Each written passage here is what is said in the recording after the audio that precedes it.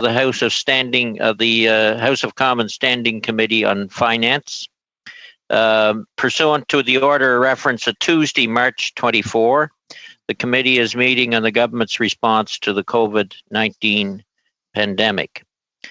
Today's meeting is taking place by video conference, and the proceedings will be made available via the House of Commons website.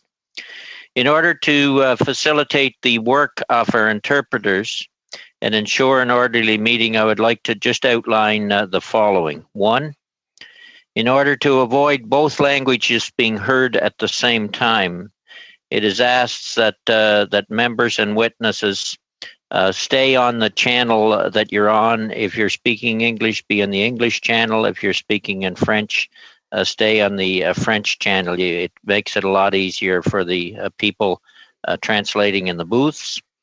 The use of the headset with the boom microphone is highly recommended. And when speaking, please speak clearly and slowly. So with that, we will go to our first witnesses. And again, I want to thank everyone for coming and being at your location. It is certainly a new system we're operating under these days. We'll start with the BC Seafood Alliance, Christina Burridge, Executive Director. Christina? Thank you very much, Mr. Chairman. And I would ask people to try and hold their remarks to about 5 minutes if you can. We've got quite a number of witnesses. We want to get about 3 rounds of good, solid rounds of questioning in. So go ahead, Christina. Okay, I'll do my best to keep to that. So the BC Seafood Alliance is the largest commercial fishing organization on the West Coast. Our full members are both harvester associations representing owners and operators of commercially licensed fishing vessels in most major fisheries in BC, as well processing companies that process about 70% of BC salmon, herring, groundfish, and some specialty products. We really appreciate the opportunity to give you a sense of the impact of COVID-19 on West Coast fisheries. Our experience started the last week of January when sales of gooey duck, Jeunesse crab, and other live products ended when the important Lunar New Year markets in Asia shut down. Those products have a wholesale value of about $150 million. My apologies. Wholesale value of about $150 million annually. We've since seen that extend to virtually all food service sales worldwide. And that matters to BC because many, though not all of our species, were destined for the high-end global restaurant trade. Some species are adapting reasonably well to a market that is now predominantly domestic and retail. That means lower prices to the processor because of higher retailer margins, and so to the harvester. And some of our species, gooey duck, herring roe, sea cucumber, will never have a domestic presence. So we need to figure out the air cargo and container problems that prevent us getting them to the Asian markets that are starting to recover. These species, with a couple of others in the same predicament, amount to almost half the West Coast wholesale value. So with slow markets, we've reduced processing production and then reduced it again to space out the line for physical distancing in the plants. We've been working with our plants to make sure that each has a COVID-19 plan. Since these are all federally inspected plants, we do need cooperation between the CFIA and the Provincial Health Authority to review those plans, provide some reassurance that they are sensible and careful of worker safety. For both vessels and plants, access to PPE is essential. The funding that has been offered is nice, but access is proving difficult, and we fear that plants could run out with serious implications for domestic food security. Plants, of course, need fish to be able to operate at all. So we need to be able to go fishing, which means keeping our harvester crews and communities, often in remote parts of the coast, safe. We've been working with other BC harvesting organizations to implement fleet-specific guidance covering every aspect of a commercial fishing trip. 14 days isolation beforehand, onboard practices, import procedures, offloading, and end-of-voyage procedures.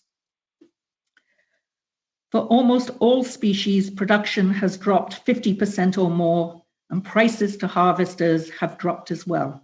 About 25% for halibut, 45% for geoduck, perhaps as much as 75% for prawn fishery when it opens next month. So across the board, whether for harvesting or processing, we are getting less money while our costs have significantly increased. On the emergency support measures, we appreciate the recent announcement of the Seafood Stabilization Fund, although realistically, this will not cover much more than PPE and the emergency costs of operating. Automation technology and capital expenditures on freezing capacity start at about $500,000. For instance, automated equipment for vacuum packaging for retail costs about that much. The SERB has worked well in many fisheries, but not for salmon harvesters, many of whom had a disastrous season in 2019 as a result of poor returns. Most essential for us, however, is access to the CEBA and the queues, especially the former. CEBA should fit us exactly, a program to help small to medium businesses continue to operate. But the employment structure in the fishery sector differs from conventional business. In most fisheries, the crew are not wage-earning employees, but co-adventurers who share in the value of the catch. While they are hired and employed by vessel owners, crew are usually paid directly by fish buyers based on the direction for the remuneration formula from the vessel owner or skipper. Each individual crew member receives their T4 with earnings in box 78 or 80 rather than box 14 from the fish buyer, but they're not actually employed by the buyer. The actual business, the fishing enterprise, therefore has no payroll according to the T4 and the current CEBA rules. We suggest that vessel owners be considered small businesses and all earned income from their crews submitted to the CRA on a T4, no matter the box, and including dividends, be accepted. Fish harvesters have many costs in gearing up for a season, including DFO license fees, and often do not get fully paid until the product has sold, which can be months later. Normally, they borrow money from processors or banks. Neither source is readily available this year. The CEBA for them would do exactly what it's supposed to do. I want to leave you with a last message. Canada and BC have both recognized that fish harvesting and seafood processors are an essential service, providing food for Canada and the world and contributing to food security. There are many things that government can do to help, but perhaps the most important one, as we struggle to get fisheries open and operating safely, is for Fisheries and Oceans Canada to be open to creative, flexible, temporary management measures that do not threaten conservation, but help us operate and in some cases help to reduce costs. Thank you very much, Mr. Chair. Appreciate the opportunity. Thank you very much for your presentation. Turning then to the Canadian Independent Fish Harvesters Federation, Melanie Sonnenberg, and President, and Jim McIsaac, Vice President. I think you were going to give it a roll, Melanie. Chair, and thank you to the committee for having us appear today. The Canadian Independent Fish Harvesters Federation is the national advocacy voice for over 12,000 fish harvesters and owner-operators that land most of Canada's seafood. We are the people who produce the most of Canada's crab, lobster, wild salmon, shrimp, and ground fish. Our seafood landings put Canada among the top fishing nations in the world and make us the single largest private sector employer in most coastal communities. The seasonal nature of Canada's fisheries sector has left it exceptionally hard hit by COVID-19. With the critical decisions forthcoming about the ability of harvesters to launch their vessels, Canada's fish harvesters may very well have to forego critical fishing seasons due to the collapse in foreign markets and no support to pivot to local markets. The Federation has been closely following the various emergency support programs announced by the Government of Canada in response to the economic crisis caused by COVID-19. Of particular interest to our members are the Canadian Emergency Business Account, the Seafood Stabilization Fund, Farm Credit Canada, and the Emergency Wage Subsidy. Unfortunately, due to the nature of our industry, as well as the various restrictions and limitations on the programs, it is difficult, if not impossible, for fish harvesters to access the programs as they are presently structured. Considering the unique nature of our industry and without having a fisheries-specific federal dedicated plan, we are proposing the following adjustments to the existing programs as well as some new ones for consideration. In the short term, extend employment insurance benefits for a 12-month period for all fisheries workers, independent harvesters, crew, and plant workers. That would include all BC salmon workers who qualified for EI based on the 2018 fishing season. Adapt the Canada Emergency Response Benefit and Canadian Emergency Wage Subsidy programs to the fisheries sector, so the 12-week program adopts seasonally appropriate timelines for this sector and has qualifying periods between May 9th to August 1st, 2020, subject to extensions into 2021. Waive or reimburse all 2020 federal fees related to the commercial fishery, including but not limited to licensing fees, vessel registration, IQ fees, wharf fees, etc. Introduce a program similar to the Canada Emergency Business Account for fish harvesters, where the maximum loan amount would be significantly increased from the current $40,000 maximum, and with the deadline for the forgivable 25% portion of the loan extended by 2 years to December 31st, 2024. Modify programs such as Farm Credit Canada and the business credit availability elements of the COVID-19 Canada Emergency Response Plan to meet the unique challenges facing independent harvesters. Deferral of payments and freezing of interest on existing bank and provincial loans related to the fishing activity for a minimum of 12 months. And in the medium and long term, work with industry to develop a Canada Purchase program to get healthy protein from fishermen to Canadians, institutions, local markets, and food banks. This would support food security and stabilize seafood markets. Support critical infrastructure required by the industry, such as loading and offloading facilities, shipyards, fuel docks, ice plants, etc., also incorporating the new requirements to deal with COVID-19. It is important to emphasize how urgently these proposed measures are needed by our industry. This pandemic came at a sensitive time in the fishing season, making recovery through the rest of the year extremely difficult, if not impossible. Without these supports, the future livelihood of many independent fish harvesters is in doubt, and in turn, the economy of many of Canada's coastal communities. The challenges of this pandemic have demonstrated that now more than ever, it is important to protect domestic and international food supply chains, and that includes seafood. We understand that the Finance Department designed these programs for a broad fit and is still working to adapt them to sectoral considerations. Recognizing that adapting these programs to the fisheries sector presents unique challenges, we stand ready to assist government to ensure that fish harvesters don't fall through the cracks. Please accept our offer of ongoing support and dialogue to protect the economic well-being of our vibrant coastal communities. Thank you for your time and attention to this matter, and by working together, we can ensure that our Atlantic and Pacific fisheries remain intact at the other end of this and are ready to support in Canada's economic recovery. In closing, I would again like to thank the entire committee for inviting us here today and for hosting this panel on fisheries, ensuring our vital industry is not overlooked. We're looking forward to your questions. Thank you. Thank you. Thank you very much for your presentation. We'll now turn to Gulf Nova Scotia Fishermen's Coalition, Leonard LeBlanc. Welcome, Leonard. The floor is yours. Thank you, Chairman. As per when you invited me to this meeting, I think everybody knows that we've known each other since quite a while. Mr. Chairman and fellow board members and fellow industry reps, the Gulf Nova Scotia Fishermen's Coalition is thankful for the opportunity to be able to appear before you, the Standing Committee of Fisheries and Finance. In the past, this industry has survived the collapse of the groundfish stock in the southern Gulf of St. Lawrence in the late 1980s and early 1990s. The worldwide financial market crash of 2008 caused some of my members to withdraw from their RSP to pay their cruise and boat payments. The fishery is now facing a crisis which it has never witnessed before. We have very poor market conditions, if any at all. The COVID-19 virus, which is not the common cold or flu, has taken lives of many Canadians and unfortunately will continue to do so.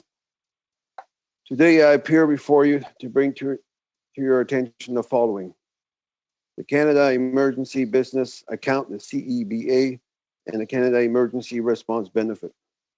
First, the CEBA cannot be accessed by the majority of my members I represent. They only have one crew member and their payroll is under $20,000. Some of the harvesters have the fish buyer, as was previously mentioned, pay their helpers, therefore they don't have a payroll number. One of my members was denied because his employee is an immediate family member. This is discrimination and probably unconstitutional. Secondly, I will talk about CERB, the $40,000, which has a tax loan. Part of a tax loan is free, but if they are a client of the Royal Bank, they will not receive it. A new entrant who recently bought a commercial fishing license was simply not qualified. We would suggest that the government require that harvesters who need assistance only show proof that they have a GST number, a PFR, personal registration, or a lobster license number to qualify for the above. I would also like to mention the suites that we presented to Minister Jordan and other ministers by the Gulf Nova Scotia Fleet Plan Board for financial aid, which I am Secretary Treasurer. Number one, we wish to extend employment insurance benefit for all fishing industry seasonal workers, harvesters, crews, and plant workers. As an example, a harvester receiving $576 a week and having his ZI benefits ending soon would have his ZI benefits automatically reactivated for a supplementary 12-month period until the next fishing season.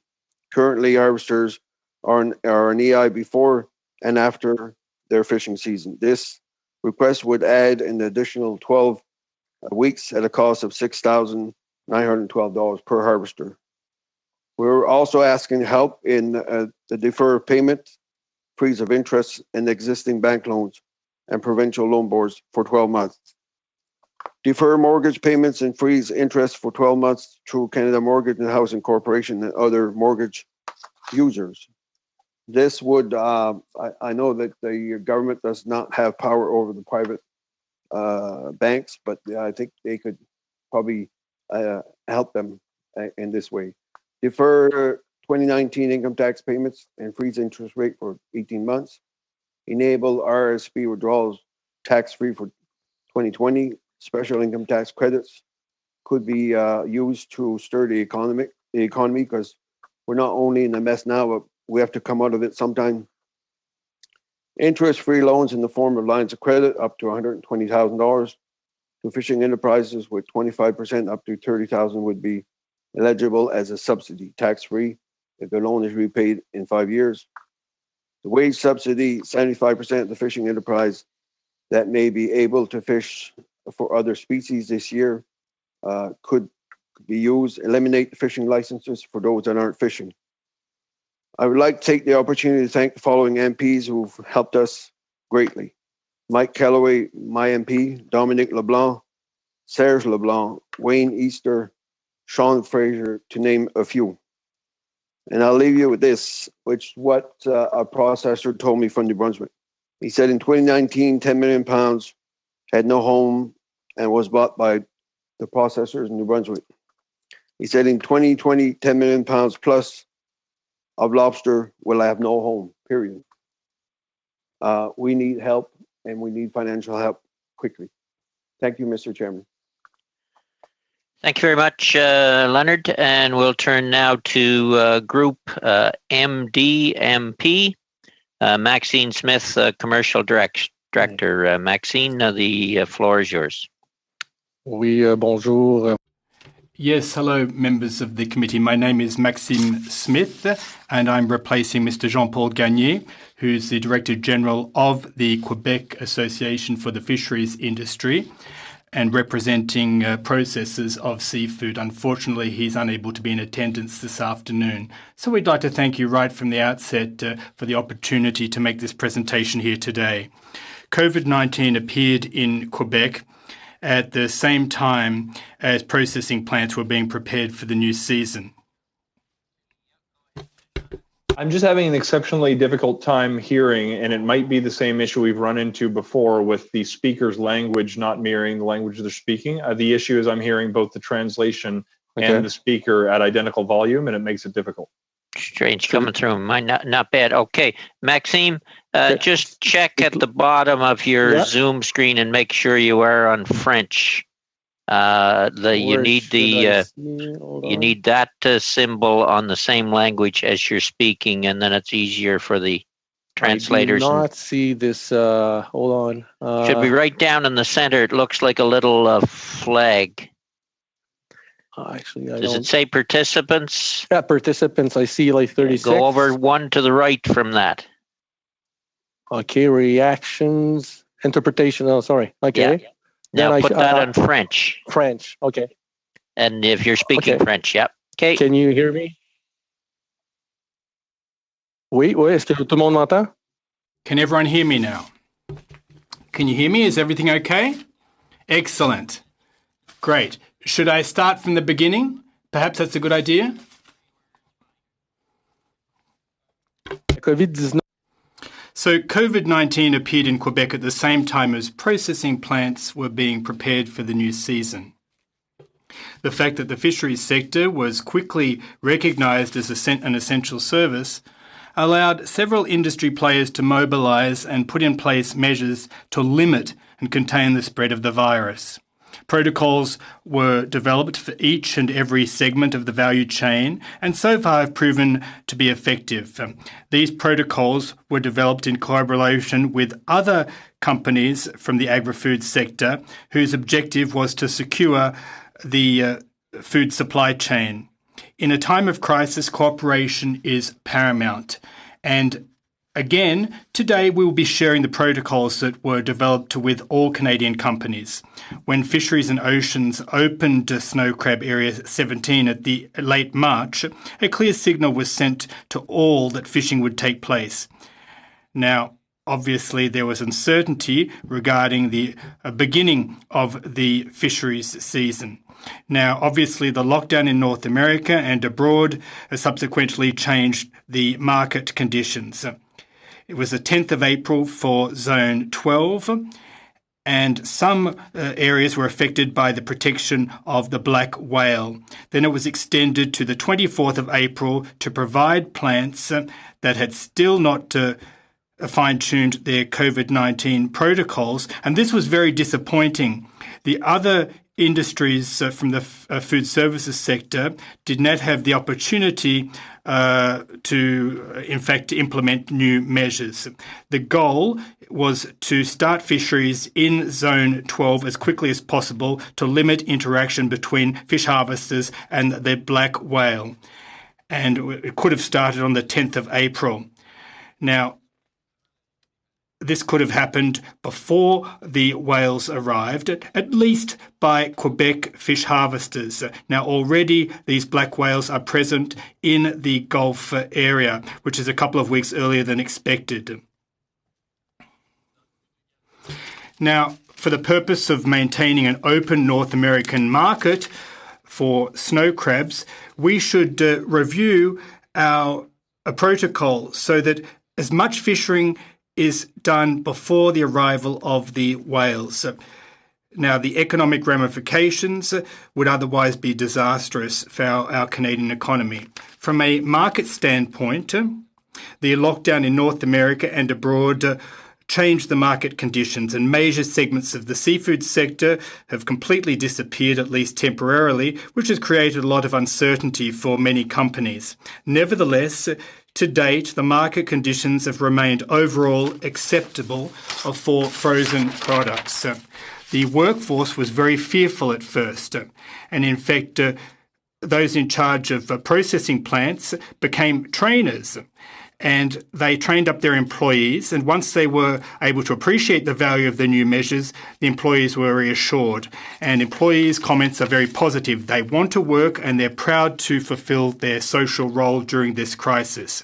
The new Canadian Seafood Stabilisation Fund has been well received, and processors have invested significant amounts of money to protect employees. We have heard much less about the measures put in place in plants since the program was announced. Perhaps the announcement had an effect of reassuring workers in certain regions of the country. However, the dearth of foreign labour will have a major impact on plants' capacity, especially during the lobster season.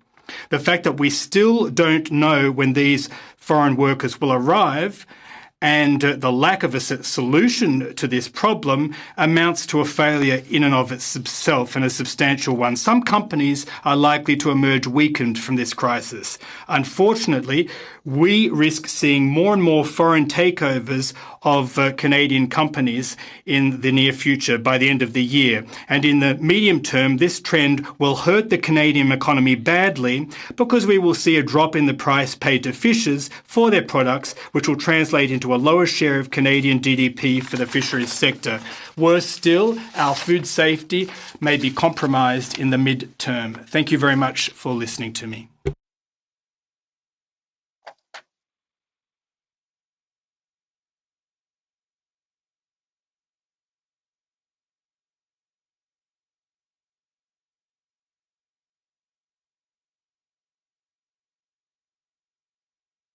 You ready for me, Mr. Chairman? I think you're on mute, sir. Thanks very much for having me join you today, Mr. Chair. Lobster Council of Canada is the only organization that includes all parts of the lobster value chain, including harvesters, shore buyers, processors, live shippers, and First Nations. We focus on market access issues, marketing and promotion of Canadian lobster, communication, and encouraging collaboration in the most profitable seafood sector in Canada, with annual landings of over 200 million pounds, representing $2.5 billion of export sales. This pandemic has had a dramatic impact on the lobster market around the world, with our challenge, just as Christina's, focused on the fact that 75% of our processed and live lobster is consumed in the food service sector. This sector has effectively collapsed over the last 3 months, beginning in Asia, Europe, and finally North America. I'll provide an update now on the market situation, starting with live lobster, which represents about 45% of our total lobster export value. The live lobster market collapse began in China in late January. The ensuing quarantines throughout the world, shutdown of borders, significant holdover of live inventory, and cancellation of air traffic further depressed the live lobster market and caused an immediate collapse in the winter shore price, which is the price paid to harvesters, from $10 to $4. Beginning in early April, the live lobster market in China and the Pacific Rim began to slowly return, with consumers procuring their seafood from retail and e-commerce channels. However, this demand from Asia is a fraction of where we were pre-COVID and is based on a much lower market price than we had enjoyed in January. It is important to understand that volumes being harvested today, on May the 7th, given bad weather and actual effort on the water, are a fraction of what will be landed 1 week from now, when every season in Eastern Canada will be open. At the end of April, landings were approximately 25% of where they were in 1 week's time, when all harvesters take to the water in all 5 Eastern. Focus now on the processed lobster market, because they're quite significantly different but interrelated markets. Processed lobster sector represents about 55% of our total lobster export value. Processed lobster buyers from the United States make up 75% by value and include casinos, cruise lines, quick service restaurant chains, and independent restaurants. All buyers in our key markets, which include the USA, European Union, and Asia, are uncertain of business recovery timelines, the volumes they will require, and what price level will work to bring consumers back. There's a lot of uncertainty in the food service sector, as we all know. Due to typical seasonal buying and production patterns, processed lobster market prices began to retreat in February, a little later than the live side. The price decrease has accelerated as spring production periods approach, and orders from customers worldwide are simply not there. With lower short-term shore prices and the expectation of further shore price drops due to expected fishing volumes that will exceed plant capacities, labor issues that have been talked about that affect plant capacity in a challenging market, exporters have seen a dramatic drop in the markets, resulting in writing down their high-priced inventory of lobster tails and meat that they produced from high-priced shore prices in the early winter. There is some interest in Asia for in-shell whole frozen products at a price and volume that may or may not work for the harvesters and processors who produce these products. That's a bit of good news. Variables that could change the spring dynamic for both the live and processed sector include pace and return of markets, harvesting, fishing decisions, bad weather, and challenges from the North Atlantic right whale that Max just talked about. When all seasons are open, it is expected that experienced buyers will demand lower prices for all lobster products, which likely will cause the shore price to drop for all. In summary, the markets for live and processed lobster are generally bleak, with some returning business, but at a fraction of where we typically are in early May. In an effort to help harvesters in the shoreside sector plan for this challenging spring season, the Lobster Council developed what we call the Canadian lobster model. We did some modeling. And the model takes 2019 data on lobster volumes in the US and Canada, processed and live exports, values, as well as estimates of when we expect the key markets to recover.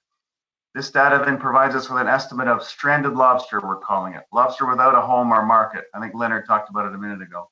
And we have that estimate for the end of every month and at the end of 2020.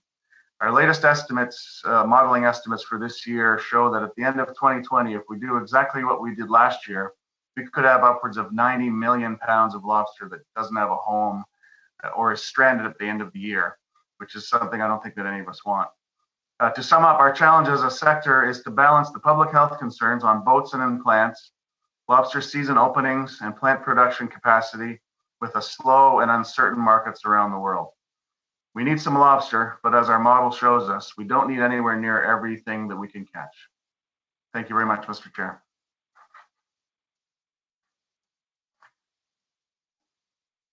Thank you, Jeff. Turning then to Maritime Fishermen's Union, Martin Mallet, Executive Director. Go ahead, Martin. All right, thanks. Thanks again, Mr. Chairman, for the opportunity to speak today, and for the whole committee for also agreeing to this. So the Maritime Fishermen's Union represents over 1,300 independent inshore owner-operators in New Brunswick and Nova Scotia. Since its creation in 1977, the MFU's mission has been to represent, promote, and defend the interests of inshore fishermen and their communities in the Maritimes. The MFU is also an active member of the Canadian Independent Fish Harvesters Federation Committee today. So since the beginning of the COVID-19 pandemic in January, fishermen associations across Canada have been assessing its impact on the livelihood of their members, the economic sustainability of the industry as a whole, and the coastal rural communities that depend on it. In Atlantic Canada and Quebec, one of the most important fisheries in Canada is about to open within a week now. And I hate to interrupt you, Mr. Millet, but I think that your connection was stopping from time to time. So maybe if you could try one more time. It was not possible for the interpreters to do their work. Sorry about that, Mr. Millet and Mr. Chair. We'll try it one more time. Can you hear me now? We can hear you. I wonder if you held your mic up a little bit, if it might help. Yeah. I'll try. Don't let it drag in your shirt. I'll try a different method here. So do you want me to start Yeah, again? keep talking. See what happens. All right. Well, that was just the introduction, so I'll just continue from where I was. Since the beginning of the COVID-19 pandemic in January, fishermen associations across Canada have been assessing its impact on the livelihood of their members, the economic sustainability of the industry as a whole, and the coastal rural communities that depend on it. In Atlantic Canada and Quebec, one of the most important fisheries in Canada is about to open within a week, the lobster spring fishery, and still no specific support programs have been announced to get our fishermen and crews through the impending crisis.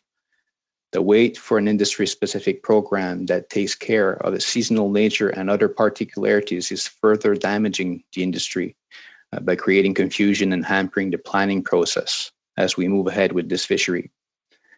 Indeed, to move forward in the current conditions without the financial program for harvesters and crew members will severely affect the sustainability of fishing enterprises and coastal communities for years to come. Fishermen are questioning their ability to fish and cover their expenses this year, all the while supporting their families and crew members. Currently, they are not eligible for most of the recently announced federal programs to support businesses through this crisis. Therefore, the MFU, in collaboration with other groups, has this past month requested financial support measures, which included a list of short, medium, and long-term support IDs, which I have sent also as an appendix to this talk today. Here are a few key short items on the list, which would support 1, basic income, 2, operating expenses, and 3, business cash flow. Number 1 being an extended EI benefits program and an adapted Canadian emergency response benefit to all seasonal workers in the industry until the 2021 fishery. Number 2 being an adapted Canada emergency wage subsidy program and waiver of all federal fisheries-related fees for 2020. Number 3, an expanded interest-free loan program, currently known as the CEBA program, of up to $200,000 with 25% being forgivable. These emergency support IDs were put together rapidly and with the objective that they could also be rolled out rapidly by the federal government because they are based on existing programs. However, as mentioned before, the existing programs are currently not adapted to our industry, and the majority of our harvesters are not eligible. There are a few industry particularities that need to be taken into consideration and addressed. More details and ideas are available in another appendix that I've sent for consideration in Annex B, in Appendix B to this talk today. So number 1, the seasonality of the industry is extremely important to consider. As an example, for the spring lobster fishery, fishermen hire their crews in mid-April for about 14 to 16 weeks. Many programs and before the end of the fishery and will not be able available at all for the upcoming fisheries in August and later in the fall. Furthermore, fishermen are not paid before they start fishing and selling product, so they cannot demonstrate any financial impacts for the crisis before they begin fishing. However, many operational costs need to be covered, including wages, several weeks before in order to get ready for the season. Finally, many fishermen have a very short 9-week fishing window to make enough revenues to cover their fishing expenses and have enough net benefits left over for their living expenses until next year's fishery. This year, this window has already been reduced to 7 weeks for many due to season delays, with expected low lobster shore prices and daily catch limits expected on top of this. The second criteria that need to be looked into is the family enterprises. The fact that family enterprises are extremely common in this industry. For instance, the fisherman's crew will many times consist of his wife, brothers, sisters, or sons and daughters. The no family relations criterion needs to be eliminated for all wage subsidy programs in order to help this industry. Number 3, fishermen earnings and payroll structures are sometimes pretty complex and difficult to use as a benchmark for program access for many of the existing programs. If and when this criterion is used, there will be many that fall into gaps because there exist many business structures and strategies in the fishing industry. For example, many fishermen are not incorporated, nor do they have a business account with their financial institutions. Also, for example, many pay their crews with catch shares and are not paid through a regular payroll system, which is currently used as a criterion with the CEWS program. New entrants to commercial fishing who have bought fishing enterprises at historically high prices within the last year, who, like many, are not incorporated, don't have a fishing revenue and payroll history before the start of the 2020 spring fishery, are completely left out of most assistance programs. They are the most indebted fishermen, with many commercial fishing enterprises having sold over 1 million during the past year. They will not survive the next 12 to 18 months before the special consideration and support. Mr. Chair, in conclusion, the MFU will continue to collaborate with the federal government and applauds its continued efforts to ensure the health and safety of all citizens. We believe that the current situation in the fisheries requires a broad and proactive approach from our federal and provincial governments that considers usual fishery management considerations, but also the economic impacts of this pandemic and the fishing sector as a whole. Financial support measures of the fishing industry need to be announced urgently to ensure that the sustainability of this economic pillar for coastal rural communities in the Maritimes and across Canada can be assured. Thank you very much. Thank you very much, Martin. Just before I turn to the last witness, I'll give committee members the speaking order for questions. We'll first start with Mr. Arnold, then Mr. Fraser, Mr. St. Marie, and Mr. Johns. So turning then to the Prince Edward Island Fishermen's Association, Mitchell Jollymore, Vice President, and Ian McPherson, Executive Director. I believe you're starting, Ian? Yes, thanks very much, Mr. Chairman. The Prince Edward Island Fishermen's... Just a minute, Mr. Speaker, this isn't our last witness on this panel. Yes, it is. Oh. Yeah. That's all I have anyway, Elizabeth. Go ahead, Ian. For this segment, I think, right? Yeah, for this segment, and the next panel would be the one you're thinking of, Elizabeth. Okay, Ian, go ahead. Thank you. No problem. The Prince Edward Island Fishermen's Association would like to thank the Standing Committee on Finance for providing the opportunity to present today on the impacts of COVID-19 on the fishing industry. Prior to the virus being diagnosed in Canada, the impacts on the East Coast fishery were already being felt. As many Canadians know, Canada has been a major supplier of seafood into international markets. Although domestic consumption of seafood is increasing, there are many offshore markets that consume significant quantities of seafood on a daily basis. Our reputation as a high-quality seafood provider is worldwide, and we are proud of this reputation and have worked very hard to diversify and keep markets in what is traditionally a very competitive environment. We are, however, facing an even more challenging environment with the impacts of the virus affecting restaurants, casinos, cruise lines, hotels, and other travel-related industries.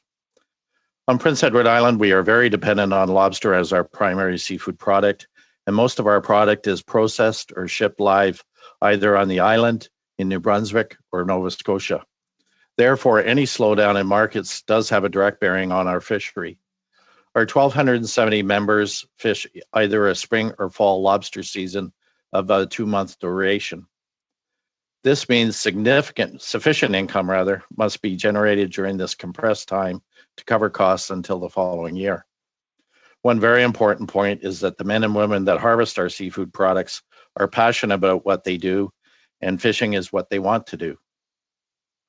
Today, I'm accompanied by Captain Mitchell Jollymore, who, in addition to being our association vice president, is an active harvester.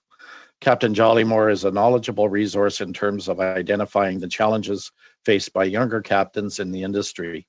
Although the past years have improved financially for a number of PEI harvesters, there are additional challenges for those that have bought in over the past 7 to 10 years. The fishing industry has been declared an essential industry in Canada, and over the past 6 weeks, all parts of the sector have worked tirelessly to create protocols that would keep plant, wharf personnel, and boat crews healthy and safe. The best scenario is that harvesters are able to generate enough income to cover key expenses until 2021. In today's environment, this will be challenging. The PIFA has therefore developed a proposal that will stabilize fleets with supports that would be activated if certain gross income levels are not achieved. Now, we did submit our formal document, but Captain Jollymore has a written submission that he will cover. I apologize if it didn't make it to translation in time, but I think it's in a little more of a understandable format. So I'll turn this over to Captain Jollymore. We'll get that presentation in due course. Ian, Mitchell? Thank you, Mr. Easter. Hello, everyone. Thanks for taking time to hear our concerns today. While these times are uncertain, I'm proud to be Canadian and thankful that PEI is where my family calls home. On Prince Edward Island, there are 1,270 captains, myself included, as Ian alluded to. All of us are members of the PEI FA. I take this job today, speaking on their behalf, very seriously. COVID-19 has affected us all, and our industry is no exception. Unpredictable markets and new health and safety protocols have created a lot of anxiety and added pressure for all of the fishers across Canada. While it's anticipated that revenues to fishing enterprises will be down a minimum of 30% compared to 2019 across the lobster harvesting sector due to these conditions, this reduction in revenue is not sustainable for fishers as proud small business owners. This drop in revenue will be extremely hard to demonstrate before we begin fishing. A modification to the Canadian Emergency Wage Subsidy that would see all license holders qualify would have the same outcome as originally intended.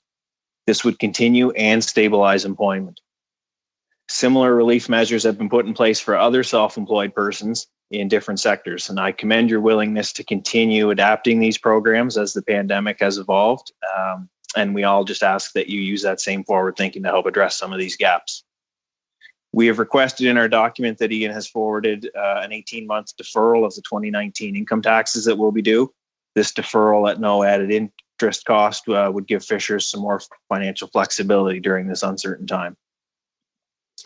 Once our gear is in the water, we can expect our expenses on PEI to approximately be $60,000 to operate. This doesn't include any capital loan payments. We've outlined a working capital loan program similar to the CEBA of $50,000 as an important request for our members. This working capital loan will give us the financial ability to start our season knowing that we'll be able to have our expenses covered. We want everyone to be safe and we want everyone to be able to fish.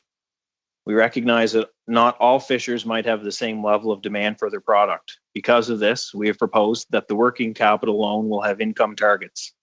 If a fisher cannot participate fully in the spring 2020 lobster season and is unable to generate $50,000 in fishing-related income, the entirety of the working capital loan would be forgivable. Over $50,000 and 50% would become repayable, and then as our members continue to fish and generate revenue, the amount that is repayable would increase. This is going to get the people that need help. The PEI FA and its members recognize that the marketplace is obviously the most appropriate source of revenue for the fishing industry. The assistance that we've outlined in our proposal and today would be instrumental in stabilizing our industry. It will allow those affected the most to get the help they need, and it will allow rural communities to get through this together. Thanks again for the opportunity to speak today, and we're more than happy to answer any questions that you might have. Thank you very much to each and everyone for their presentations. There may be when questions go out, there may be something that somebody wants to add, even though somebody else answered the question. Raise your hand, and I might see you. I don't have everyone on my screen, but I might see you. Okay, we'll start with we'll go to 6 minute rounds, and we'll start with Mr. Arnold. Go ahead, Mel. Thank you, Mr. Chair, and I'd like to thank all of the witnesses that made themselves available today for this Finance Committee with a session on fisheries. And fisheries are certainly an important sector of our economy, and I think very relevant that we be taking a look at this today. But I would like to point out, being from the West Coast, that there's one portion of Canada's fisheries that aren't being represented here today, and that's the recreational or the public food fishery on the West Coast. Certainly a massive input into the economy in Western Canada that I think needs to be considered as well, not to take anything away from our Atlantic and Gulf and Newfoundland fish harvesters, processors, and marketers, certainly all big parts of our economy. I'd like to start out just by asking for basically yes and no answers from all of the participants, and I'll go through the roll call after I go through my questions. On April 25th, the Trudeau government announced that 62.5 million Canadian Seafood Stabilization Fund, which they claimed was the support package for our fish and seafood sectors. Unfortunately, this support was delivered to one link of the fish and seafood supply chain, the processors, and delivered no support for the harvesters. I've heard from harvesters who are shocked that the government would deliver support to one segment of the sector, but not to others, especially when you consider the fact that harvesters and processors depend on each other. Have any of you been provided with an explanation from the government as to why the government chose to exclude harvesters from the Canadian Seafood Stabilization Fund announcement? And I'll start off with Ms. Burge. Yes or no?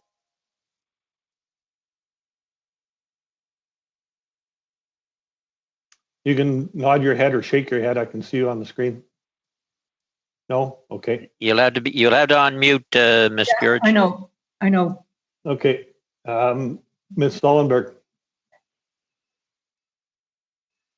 A little bit of discussion. So it's an in-between. Neutral, okay. Mr. LeBlanc? No. No. Mr. Smith? Well, I'm here on behalf of Mr. Gagné, so maybe Mr. Gagné has, but not me. Okay. And Mr. Irvine? Yes, I've had some explanation. You have had some information? Yes. Okay, thank you. And Mr. Mallet? I'll answer like Ms. Sonnenberg, yes and no. Neutral, okay. And Mr. McPherson? Yes, we've had some, but again, no specifics, and we're anxiously waiting for something. Okay, thank you. And I'm going to ask the same thing in a much shorter question this time. Were any of your organizations or members consulted about the relief programs that were rolled out, whether it was the CERB, the wage assistance program, the business loan?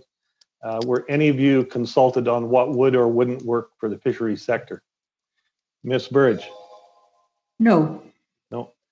Mr. Zonnberg? No. Mr. LeBlanc? No, sir. Mr. Smith? Same answer. Maybe Mr. Gagné has, but personally, I was not involved. Okay, Mr. Irvine?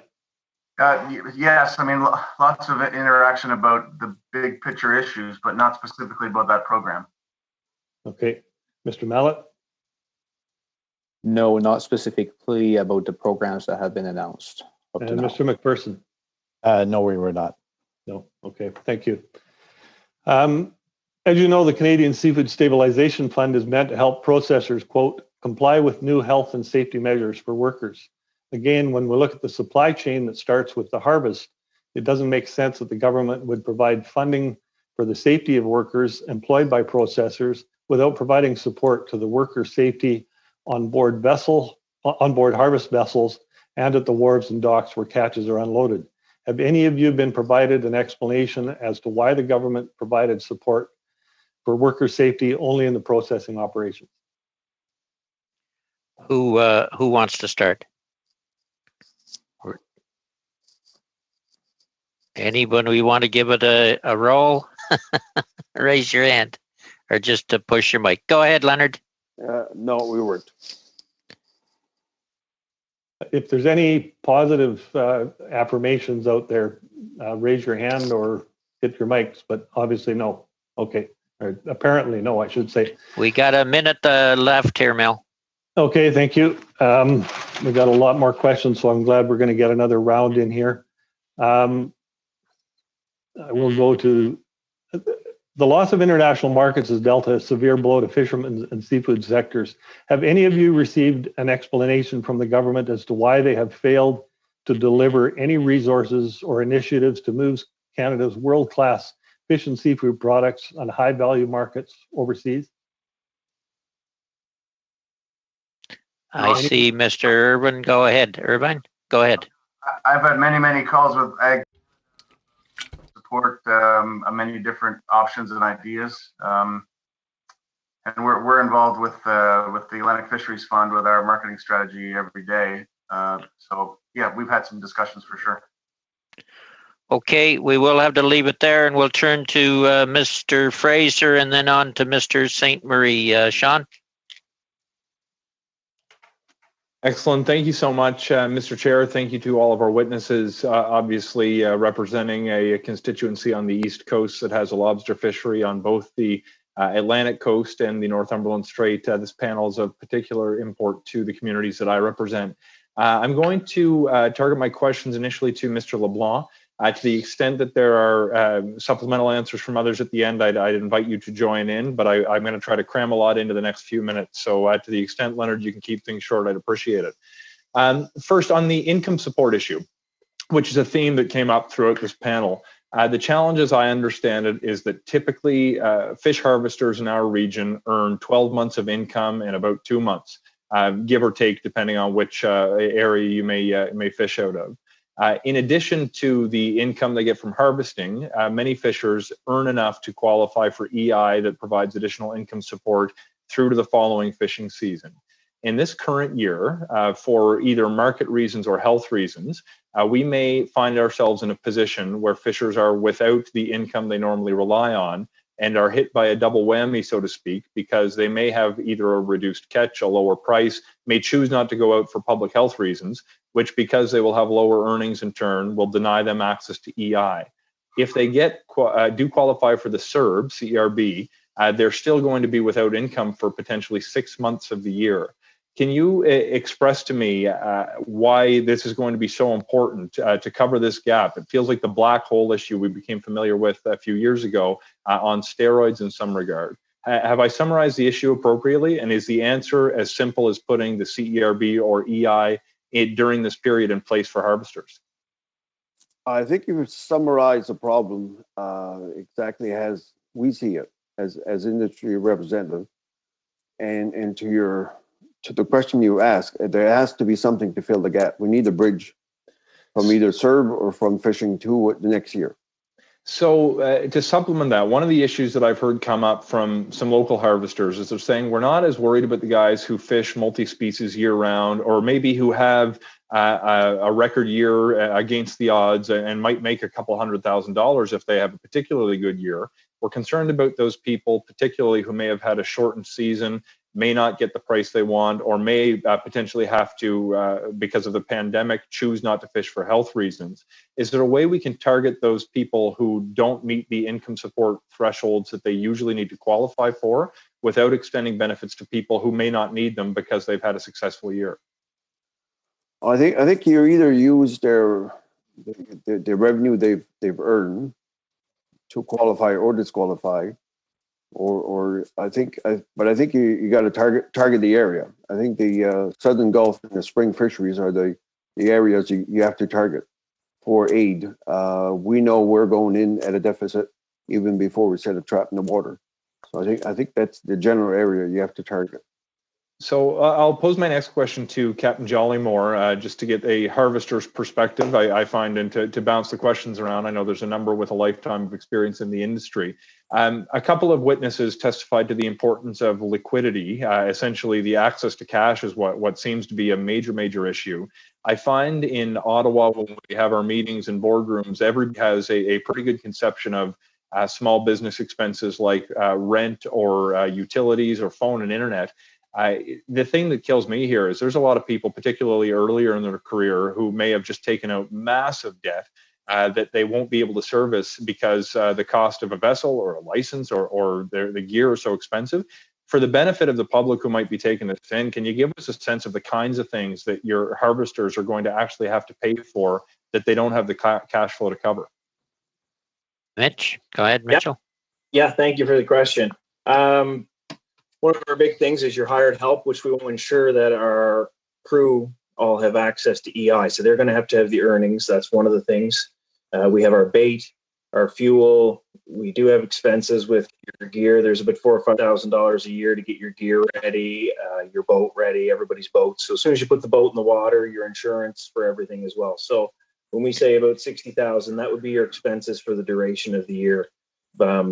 One of the important things to remember is those people that are taking out those loans that are high numbers, that money is going to retirement for some people. That money's spent back in the economy. So we want to make sure that the value of those fleets do stay up at those price levels. We want to make sure that people that are willing to take those risks on are able to get through this kind of downturn and be able to continue to make their payments on those, because it's important for the value to be high. That money goes right back into rural communities when it's paid out. So I hear loud and clear income support's going to be essential to fill that gap. Some sort of low interest or interest-free loan to help with working capital will cover an additional problem. Final question to the Lobster Council of Canada, if I have time, Mr. Chair. You do. You got a minute. I'm concerned not only about the market challenges we face this year, but given the uncertainty facing the global marketplace because of the unpredictable public health emergency facing the world community. I worry that this strategically important industry to my communities might not be able to sell well into the future if we don't get this taken under control. What recommendation do you have, if there's just one or two quick pointers you can give to the federal government to not only preserve what's left of the market this season, but to make sure there's a season to sell into next year? You'll need to unmute your microphone, sir. Right. Mr. Irving, yep.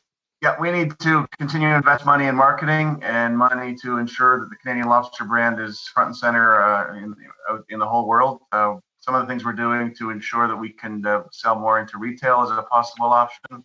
But those are a couple that quickly come to mind. Okay, I would invite any follow-ups you have to be sent through the clerk to this committee. Thank you so much to everyone for joining us. Thank you. Thank you all. Turning then to Mr. St. Marie, Gabriel, and then we'll go on to Gord Johns. Gabriel? Oui, merci, Monsieur le Président. Est-ce qu'on... Thank you very much, Mr. Chairman. Can you all hear me? Excellent.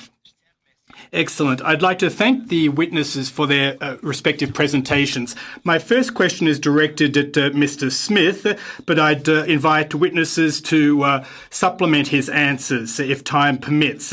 I'd like to start with a comment. The fisheries sector is reeling because of the COVID-19 crisis.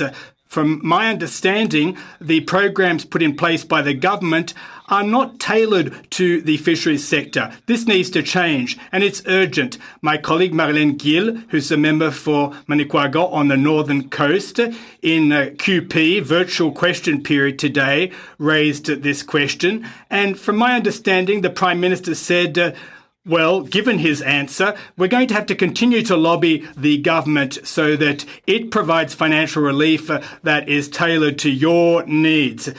Sir, you spoke about the American market. Could you explain how important exports are to your industry and what is affecting exports in your sector right now? Can you hear me clearly? Response. Can you hear me clearly? Well, I was alluding to snow crabs. Among other seafoods, the North American market amounts to 75% of our market. So the notion of losing the American market because of the black whale this would be very dangerous or very negative for this season, and some fisheries would have to be closed, obviously. So that was what I was referring to in respect of the right whale. You also talked about the importance of temporary foreign workers. How's that affecting you right now? Well, right now, there are temporary work permits that are being issued for foreign workers. But unfortunately, our foreign workers haven't gotten a hold of their work permits.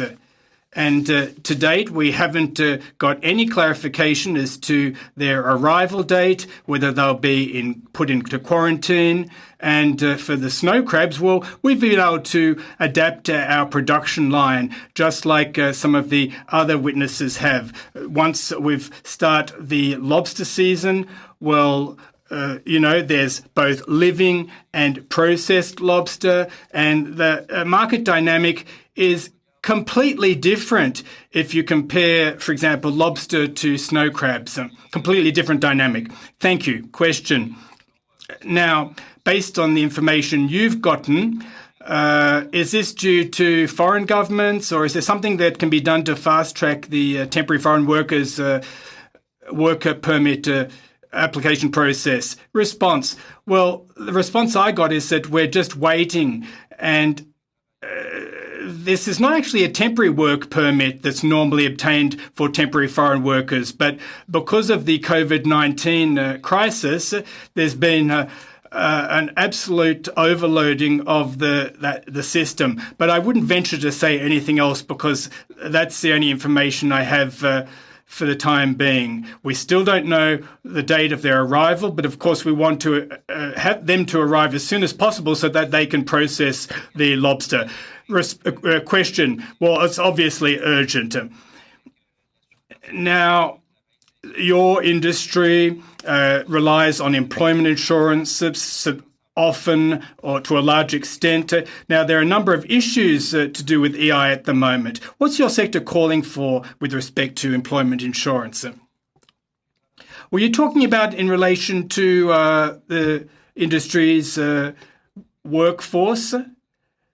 Well, obviously, we're trying to complete or bank as many hours as possible in our plants in order for workers to, of course, get as many hours as they can. But it's not easy. Just like everyone on the panel today, there's a lot of uncertainty. How are we going to get started with the lobster season, the landings, the arrival in the plants? There's a lot of uncertainty. We don't know how things are going to be handled. We know that this problem is on the horizon, but we don't know to what extent it will be felt and how it will be addressed. Obviously, labour shortage in plants will have an impact on fishers and fish harvesters by extension, because they'll have to reduce their catches and landings, and this will have an impact on their bottom line, won't it? Because it's a whole production line, a chain. Question, you talked about the right whales. Now, apparently when the whales are sighted twice in the same area, twice in a row, that area is closed. Well, this has happened 2 weeks earlier than normal, and of course the COVID-19 situation has even worsened the state of affairs. What can be done? Response. As with prawns, the season opens on the 1st of April. And when fishers are ready to go to water, they will do so. We're sort of following the same principle. We're going to take to water on the 1st of April, and for wharves that have been where they've been unfrozen, and we're going to limit the catches to the extent possible and to limit any interaction with these right whales. I can tell you there's been a lot of work done with the New Brunswick fishers for the development of state-of-the-art fishing gear and tackle. But things are moving ahead. It'll take time to get specific personal protective equipment that's customised to fisheries. But for the time being, we have to limit fisheries regarding the right whale. Thank you. Thank you all. Turning to Gord John's 6-minute round. Gord. Thank you. Thank you, Mr. Chair. And I also want to thank all of you for your important leadership in advocating for fishers, for fish harvesters, processors, all those that rely on seafood from coast to coast to coast. Your testimony is very important and your leadership is very important.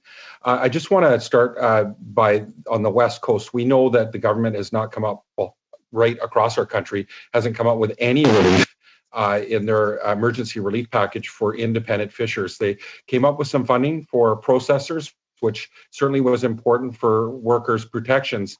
On the West Coast, we know fishers are still reeling from the worst commercial salmon season in recorded history, and they're still waiting for help long before COVID hit.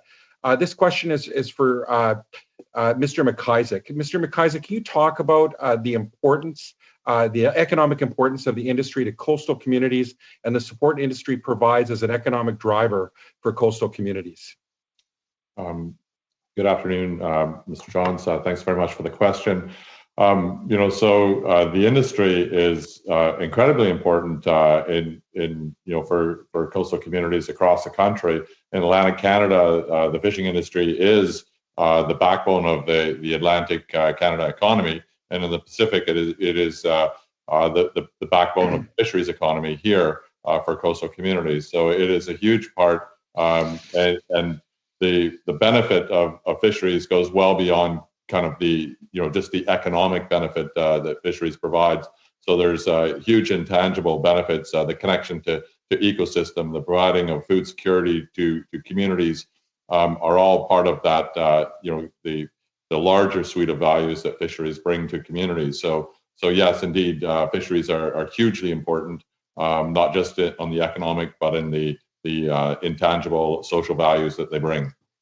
I won't take time away from you, Gord, but just interrupt for a sec.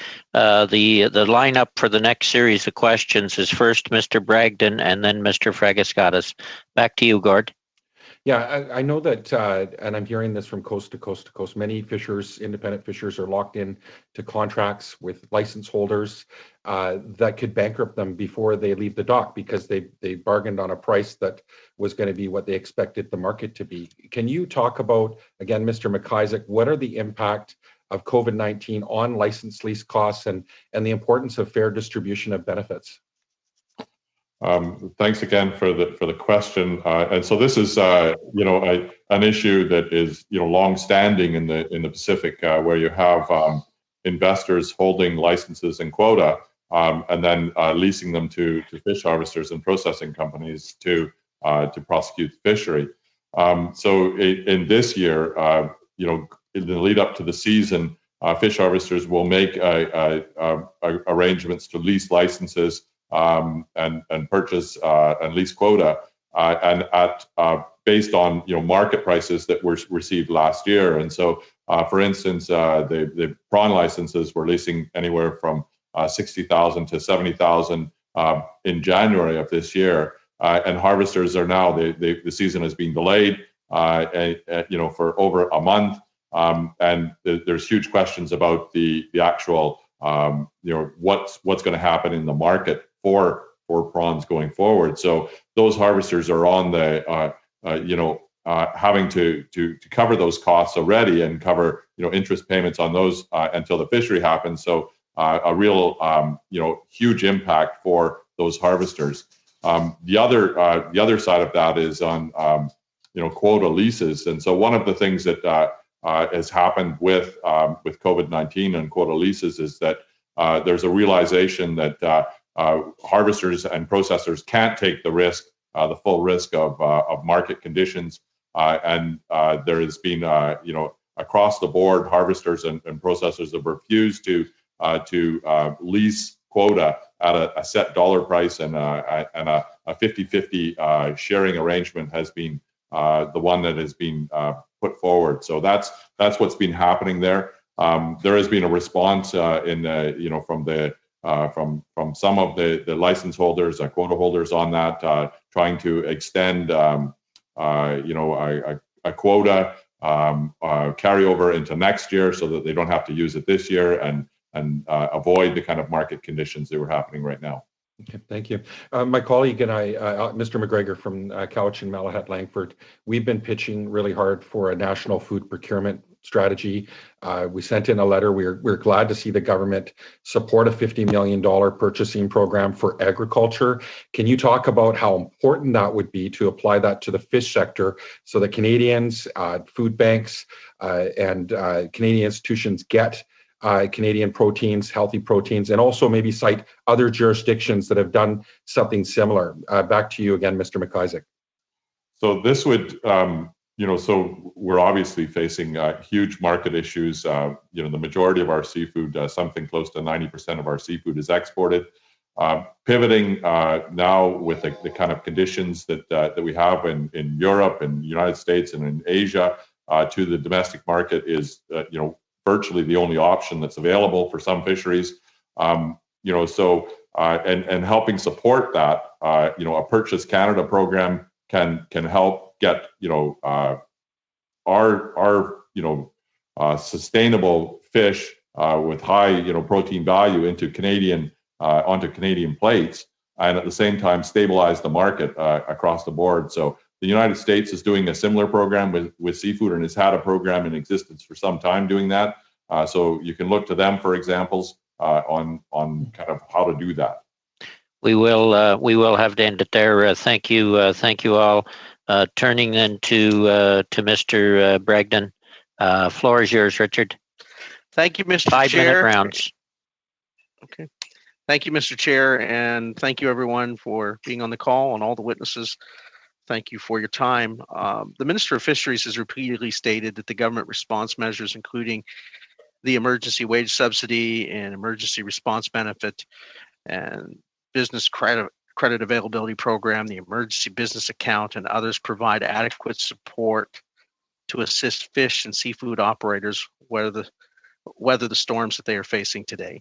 However, my Conservative colleagues and I have received many concerns from fishery stakeholders and even their accountants who have told us that the government's response measures are not accessible to fisheries operators and workers for a number of reasons. I know many fisher organizations have asked for clarification from Minister Jordan's office, as we have in writing, and sadly, no one seems to be getting a response. Are your members assured that the response measure I just mentioned, those measures are indeed accessible for them and their employees? Do you have any answers or feedback on that? Anyone you're directing that to specifically, Richard? It could be to any of the witnesses that feel they have something contributed to it. Could be. Just unmute you. Go ahead, Mitchell. Yep. Yeah, well, I can speak personally to that. My accountant says that we don't qualify for that as the fish harvester, and I have an incorporated company that holds my license, so I don't qualify, and I would represent the majority of the license holders on the island. I think would be a similar setup to me. Anybody else want to come in, Leonard? Go ahead, Leonard. And then Mr. Mallet. Go ahead, Leonard. Ever since the minister came out with that statement, we went to our accounting and to make sure and verify with them, and they told us from the very beginning that it doesn't fit. What we need for the fishery is something that's specific to the fishery. On-land business and business on the water is totally different. So therefore, I don't know who advised her, but obviously she was ill-advised. Mr. Mallet, and Don, mute your phone. Go ahead. I'll just echo what Mitchell just mentioned and Leonard. I mean, on several fronts, the current programs are not adapted to the fishery. I mean, just one good example is the fact that many fishermen have their crews being family members. So they're not, the programs for wage subsidies, which is an important one, is not accessible to them. Okay, thank you for that. And if I don't see you, just yell at me and we'll catch you when you want in. Go ahead, Richard. Mr. Chair. Go ahead. Sorry. Christina, go ahead. I am back in. Yeah. Okay, Richard, go ahead. Okay. Thank you, Mr. Chair. And on April 2nd, the Trudeau government released guidance on essential services and functions in Canada during the COVID-19 pandemic. And I joined our fish and seafood sectors in welcoming the federal government's acknowledgement of the essential role these sectors can play in supporting Canada's food security. One of the challenges our sectors is facing is the retooling process and processing and logistics to provide their essential support for Canada's food supply. Another target of the government is 62.5 million Canadian seafood stabilization fund for processors was adding for storage capacity for unsold product. This suggested to me that the freezer storage on the Atlantic coast was maxed out. Another month before the announcement of the fund, it was reported that an estimated 3 million pounds of lobster was stranded in storage. If the purpose of your sectors being deemed essential was to allow you to support food security, I assume that would mean Canadian fish and seafood being made more available to Canadians. But now the government is funding storage so that stockpiles can be made even bigger. Have any of you received an explanation from the government as to why they have not taken any action to promote or do more promotion of Canadian fish and seafood for Canadian dinner plates? Anyone want to take that one on? That'd be more along the lines of Mr. Irving, yeah. I would think. Go ahead. Yeah, thanks, Mr. Chair. I did have a couple of calls with Ag Canada who were supposed to be rolling out a Buy Canadian program for all agri-food products before this happened. And I think the COVID-19 has put that on the back burner. So definitely Ag Canada had big plans for a Buy Canadian program, but I think it's on the back burner. But we are talking to all the provinces about ensuring that lobster specifically is on the docket for any buy local programming. Does anybody else want to come in with a quick response? We are just a little over time. Go ahead, Ian. your mic. Yes, I just wanted to make a quick comment that that we need to remember, although lobster, for example, is viewed as a luxury product, it's a great protein, and I think there's some awesome marketing opportunities for that. And maybe we'll have to change our market focus a little bit, but I think a focus on Canada is well warranted and will help us immensely. And Ms. Burridge. Thanks very much. I'm sorry that I got kicked off by Rogers from my participation. We've certainly had some conversations with the province of BC, and we understand that the government is looking at that. The challenge for us is that to buy the kind of automated equipment that would allow a company that has up to this point been primarily in food service, it's the best part of $500,000. And while I don't want to sound ungrateful for the $62.5 million, when you look at the number of processors that we have in BC, that's really quite a lot of money. Okay, thank you. Thank you all for that round. Turning to Mr. Fragascatas and on to Mr. Cumming. Peter? Thank you, Mr. Chair. Thank you to the witnesses. This first question is directed to Mr. Irvine and Mr. Mallett. Folks, I'm a member of Parliament from London, Ontario and Southwestern Ontario, which for the purposes of our meeting here today is another way of saying that I know very little about fish and I know very little about lobster. But that is not to say at all that I do not care about your sector. I think all of you have made a very persuasive case here today, and I think Canada is strengthened when our fishers are doing well, and obviously it's a difficult time right now. Could you speak to me in general terms, and I suppose speak to the country as well, about the importance of supporting fishers right now? When we hear about fishers, we think about the Maritimes, we think about Atlantic Canada, we think about the BC coast. But I think all Canadians ought to get behind the idea of supporting our fishers. Could you make that general argument about, how would you put this to Canadians outside of your regions about the need for the federal government to continue to provide supports? And that was to go ahead. I would say, put it this way: in lobster, we have over 9,000 license holders that would have thousands of crew members. So I think about 30,000 harvesters in hundreds, literally hundreds of communities. And if we don't have fishing revenue in hundreds and hundreds of communities, we don't have small communities. And that's really the lifeblood of the East Coast. On the processing side, there's probably 30,000 people that work in processing plants that are also in live shipping facilities, absolutely the lifeblood of the East Coast. So if we don't have the fishing industry, we don't really have an East Coast. Mr. Mallett, I believe the second part was to you.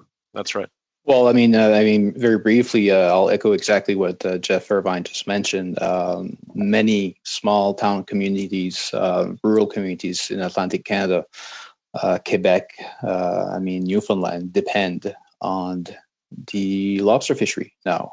This is basically the most important fishery now, with the cod sector having gone down over 20 years ago and other species.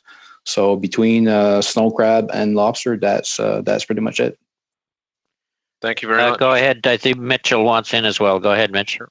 Yeah, if you don't mind, I just want to also remind everybody all the residual businesses that depend on these industries as well, just from the boat haulers and the boat builders, the diesel trucks, the mechanics. It's not just the harvesters that are affected. When the fishermen are doing well, there's a lot of jobs that are created from this.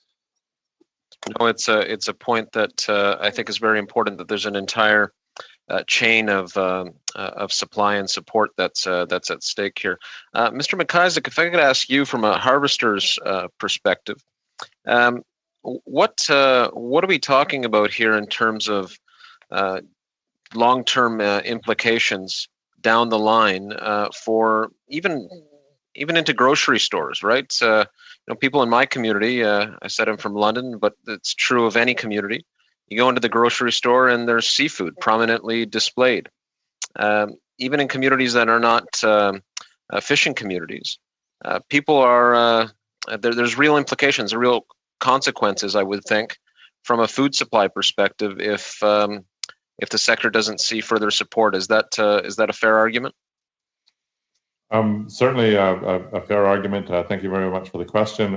And what happens if we're not supporting the Canadian harvesters and making sure that harvesters survive this year and into next year, into a place where we can rebuild access to export markets or build more domestic markets. We will have the sector completely controlled and bought up from outside, and then you won't be seeing Canadian seafood on food shelves across Canada. And Ms. Burridge, I could be wrong about this, but it looked like you were interested in replying as well. I'd like to give you an opportunity. Your mic there, Ms. Burridge. Yeah. Okay. Sorry about that once again. Just to say that Canadian seafood is a particularly high quality, sustainable protein source. We're seeing that retail demand for certain kinds of products is definitely growing, and we really want to make sure that we can supply that, but it is going to take changes in the way that we do business.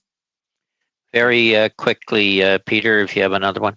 Sure. Well, I do see Mr. Smith anxious to offer a response as well. So, s'il vous plaît, Monsieur Smith. And we'll let Leonard in following that. He wanted in earlier. Go ahead, Mr. Smith. Your mic. Le micro.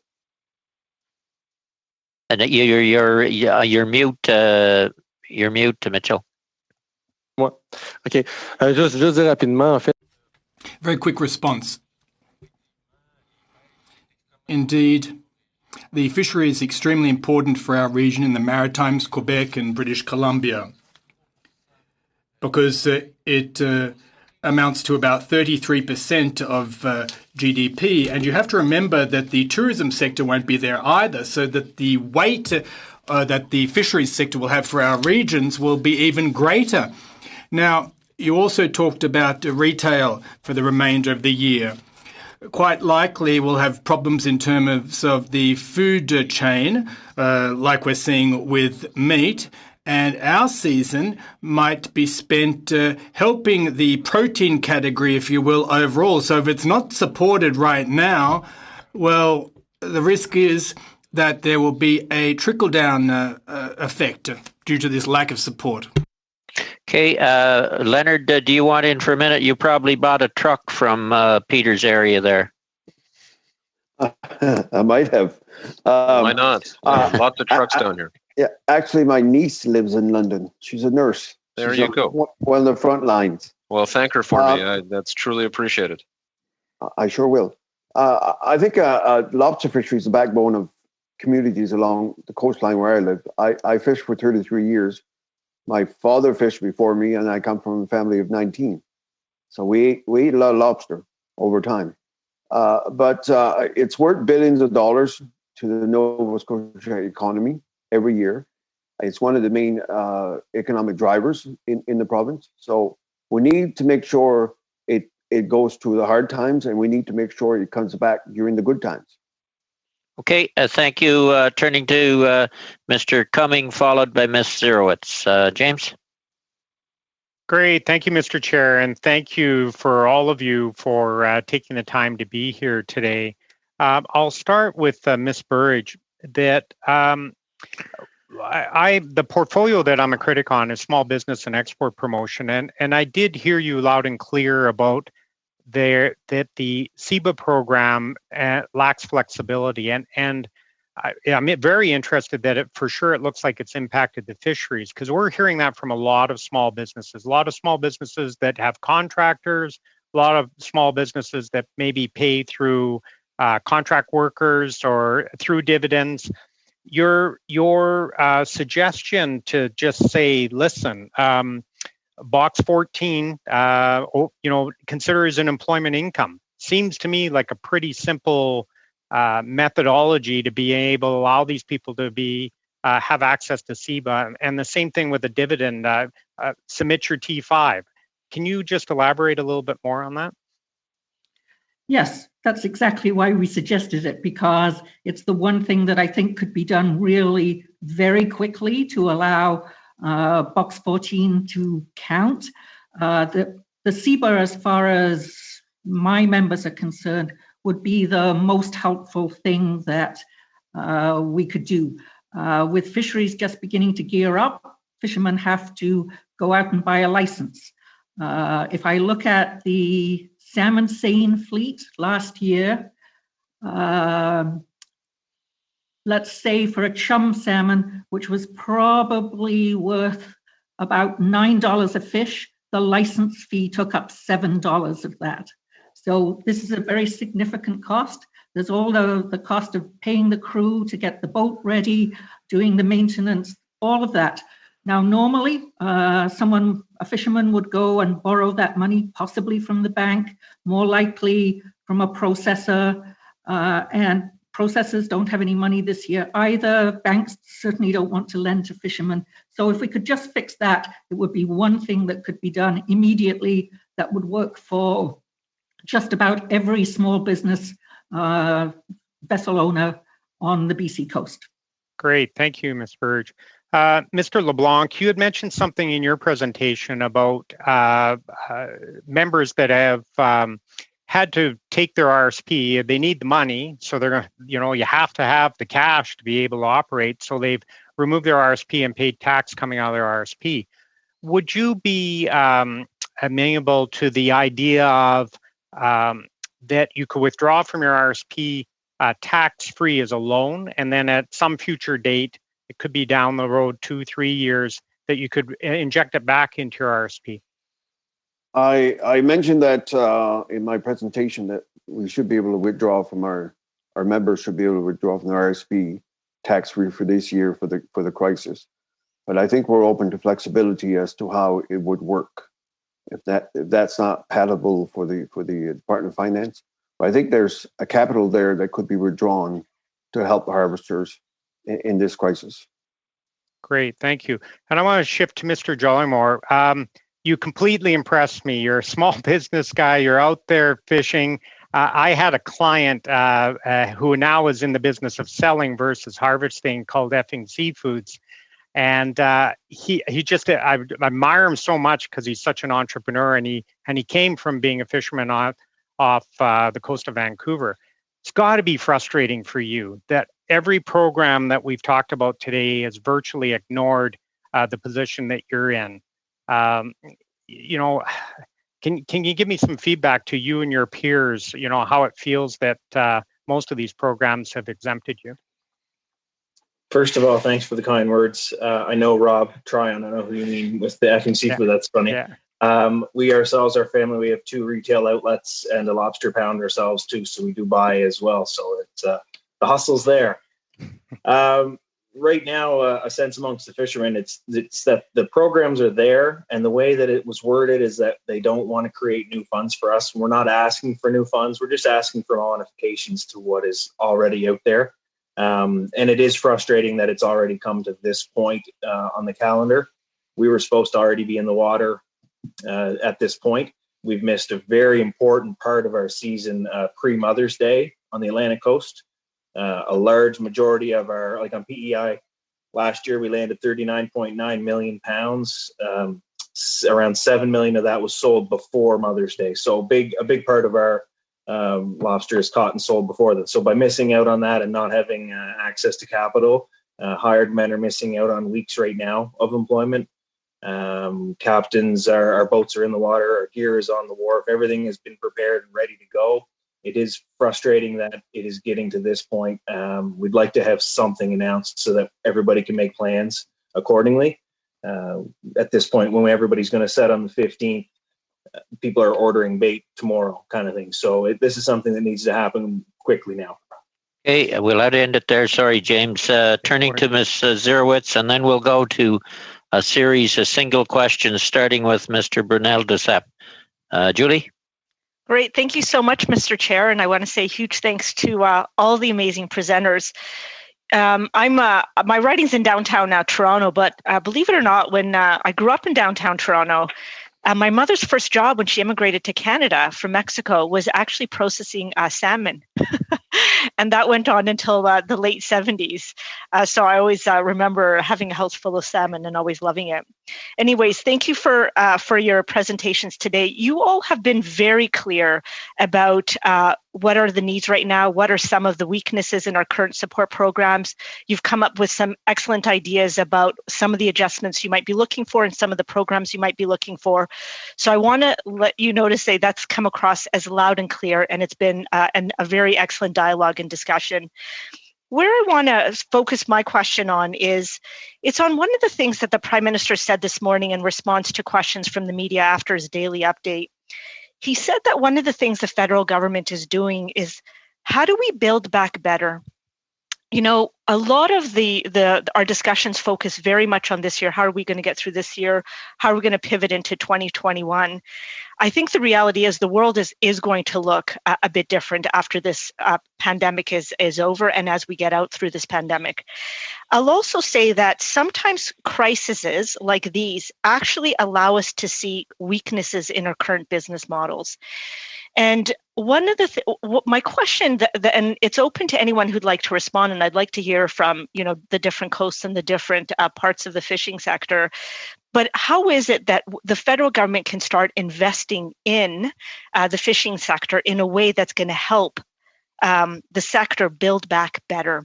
And it could be, I think Ms. Burge sort of mentioned, there's some things that we could be doing, but it will require a huge investment in a particular type of technology. But I would love to hear a little bit of that, because I think we need to not only invest for right now to help you survive, but I also think we need to be investing to help you actually thrive moving forward. So who would like to maybe start to respond to that? Ms. Burrage, do you want to start? Your mic. Yeah, okay. Yes, I'll be glad to start with that. We've talked a little bit about how we think the world is going to look different. So we do have to figure out how to get our export markets back. We do have to look at the domestic market. But I think one of the challenges is going to be that it's not just us who will have to do things differently. It is government departments as well. So very much want to encourage dialogue with DFO over collaborative ways in which we can make things better, in which we can manage fisheries in a world, as someone put it, where there might not be so many humans on the water. And I'm talking about government people, really, rather than our own harvesters. Mr. McPherson? Just wanted to make a quick comment that I think, and I'm not pointing fingers at anyone, but I think we're into a classic situation where more doesn't always necessarily mean better, and we've become so export focused on our seafood. I think we need to walk it back and make sure that the return to the harvesters, which is the start of the whole supply chain, is adequate. And I think we've got an opportunity to reset that, as Captain Jollymore has pointed out. I mean, we do have some challenges for this year, but it doesn't need to be the template of millions of pounds going and not as sufficient return to the harvesters. So I think, and we want people in the middle to make money too, but I think it's a good chance to reset that, be it a marketing program, selling more in Canada, closer markets, whatever. But I think there's some room there for sure. I don't know, anybody else wanted in? I thought maybe Mr. McIsaac did. I'm not sure. Go ahead, Jim. So definitely, for the last 30 years in the West Coast, and this is happening somewhat in the East Coast as well, we've let our fishery be owned and controlled offshore to a greater extent, and so. Pivoting back to the Canadian focus, the Standing Committee of Fisheries last year put a set of recommendations forward to try and address these issues. But those kind of things need to happen so that we have ownership of access in Canadian hands, and that we have a program to focus on domestic markets going forward here. I'm sorry, Julie, we've ran out of time. We will go to one question each from the following: Mr. Brunel Duceppe, Mr. Johns, Mr. Arnold, and Ms. Kotrakis. Go ahead, Alexis. Non, ça va être Monsieur Sainte-Marie. Actually, it'll be Mr. Sainte-Marie, Mr. Chairman. It'll be me after that for the next turn. Mr. Brunel Duceppe is going to ask questions in the next panel. My question is for the independent harvesters. If all seafood isn't sold this year, we'll end up with an increase in the frozen goods stock. Are you fearful that that will affect prices for fishers next year? And what should the government do by way of stepping in?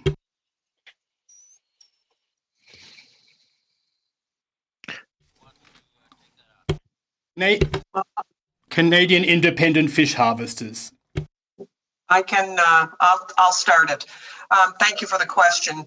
I mean, this is a concern for, we've heard Mr. Irvin from the Lobster Council talk about it, is to have that kind of reserve with no place, a stranded lobster, for example, to have no place to go will be very difficult for the industry. And that's why some of the suggestions that we've made in our presentation today are not just in the 1 year, in 365 days. We're going to have to look at this in the long haul to see what kind of things can be done as we go forward. So it's concerning for sure.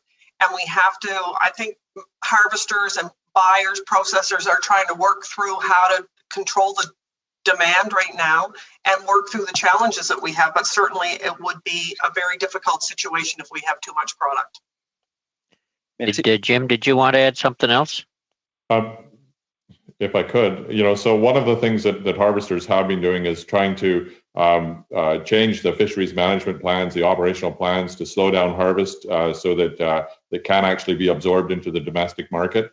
So those kind of things going forward can help on this, and instead of having a large harvest at one time and stuck into cold storage, to distribute it out slowly so that it's going into fresh markets in domestic. And that's happening here on the Pacific. Okay, thank you, Mr. Johns.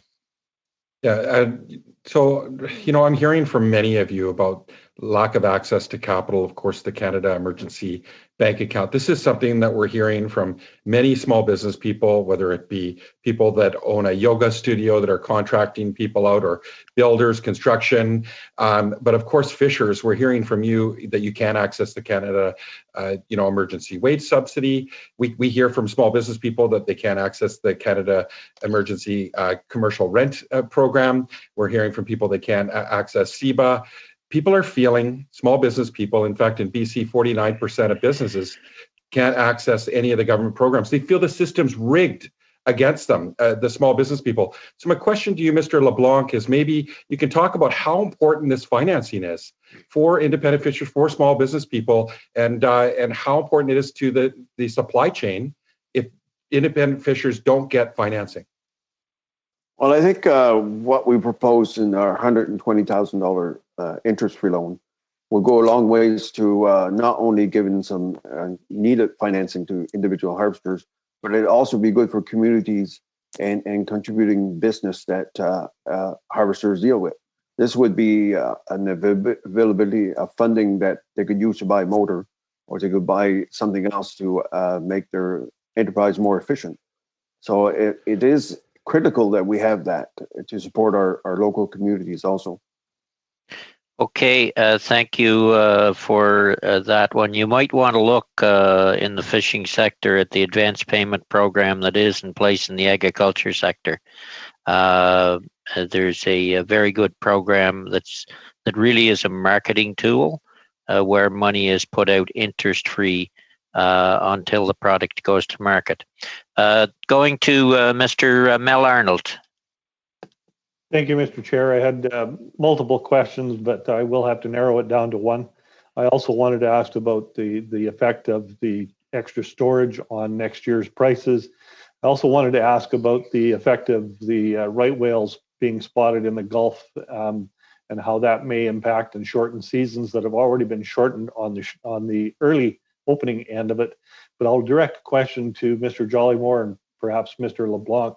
about the way that seasons have been opened. The early seasons in the south were open on time as usual. Access to markets were there, the best access, probably the best price.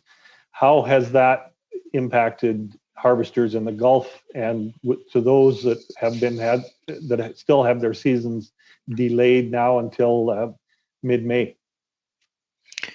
Mitchell? Yeah, sure. Thank you.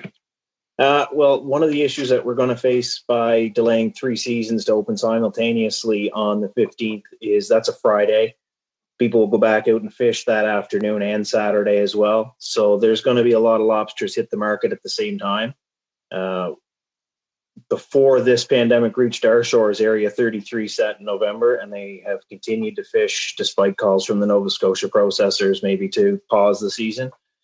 We feel, the PEIFA feels it's important that that area could maybe close down on the 15th when we do set on the 15th to maybe give us a little bit of an advantage towards that market that they've been able to capitalize on since pre-COVID. So it stands to affect us greatly by the delay and have everybody start on the same time. Leonard, did you want in? Sure. I think I might give a different version, a different take. Our association did actually ask for the delay for 2 factors. One is that because the COVID was increasing and we were very nervous about putting more pressure on our healthcare by having more people out in the public. So we're quite worried about that. Secondly, the market was telling us that there was issues with sales at that time. Now, since then, as Mr. Jollymore mentioned, the price went berserk down south, which we were told before it was going to go down. So that caused pressure with my members saying, why are we doing tied up when the price is going up? But then we're also being told from the 15th on that we can expect a major dive in the price because of the glut and also the lobster has been caught so far. So it's been received in a mixed way from my members, but I think we have the 15th to deal with, and we need to move on and deal and make the best of it. Okay, then to wrap it up, Annie Koutrakis, you're on. Merci, Monsieur le Président. Ma question s'adresse. Thank you very much, Mr. Chairman. My question is for all witnesses on the panel who wish to respond. If there is a surplus of seafood that is not exported or sold domestically this year, what's the industry's game plan? For example, does the sector intend to take part in programs such as the program for the purchase of excess produce that was announced on the 5th of May by the Prime Minister, for example? I think we're going to feed the Finance Committee. You think so, Mitch, do you? Anybody else want in? The Finance Committee can't handle that much lobster, Mitchell. I'll jump in. Go ahead, Mr. Irvin. I mean, the industries, most of the sellers are private companies, and they will probably try to keep the product into next year. But I don't know. It depends on how much is produced. There's so many variables. There's 115 different things that can happen, and we just don't know what that's going to be. Okay, with that, there has been, and on your point, Mr. Irwin, that I think certainly, and you mentioned it before, that there was some discussion of a domestic marketing program with Agriculture and Agri-Food Canada prior to COVID. It's more important even now than it was then, so somebody needs to be moving on that. But there's certainly a theme running through each and every one of the presentations today. Everything from EI for captain and crew through to the hopefully next season there's the adaption of access to CEBA, adaption to be able to get into the wage subsidy.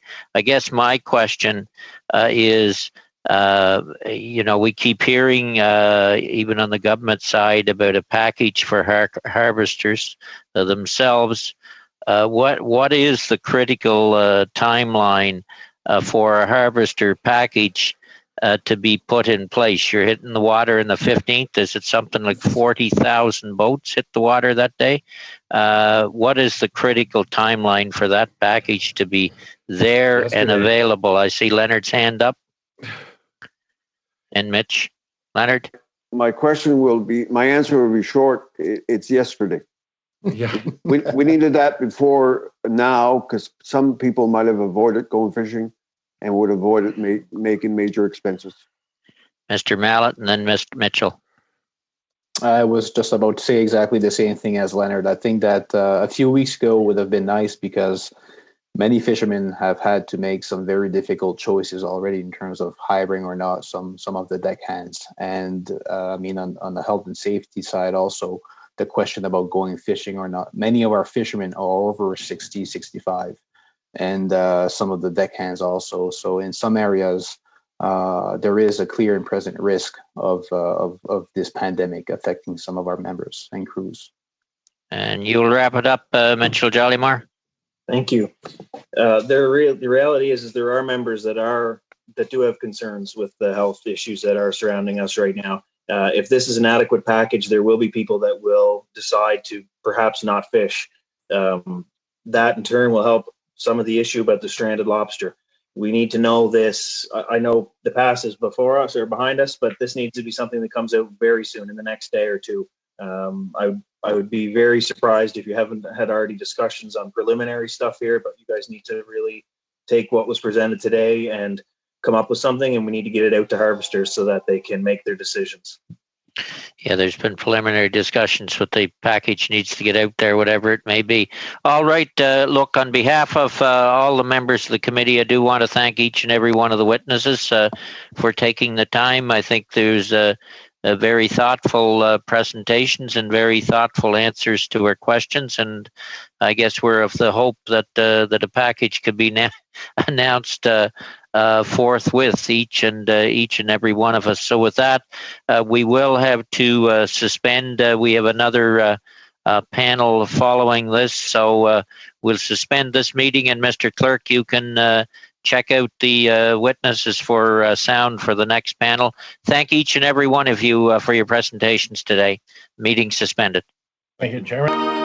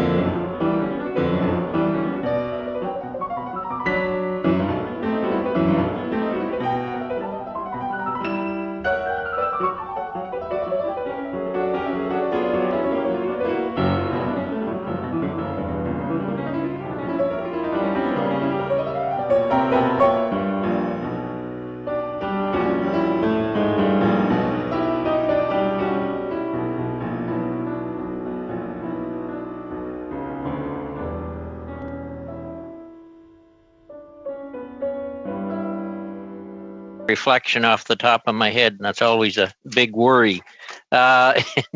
Anyway, look, welcome all. We will then we'll call this meeting to order, which is panel 22 of meeting numbers 26 of the House of Commons Standing Committee on Finance.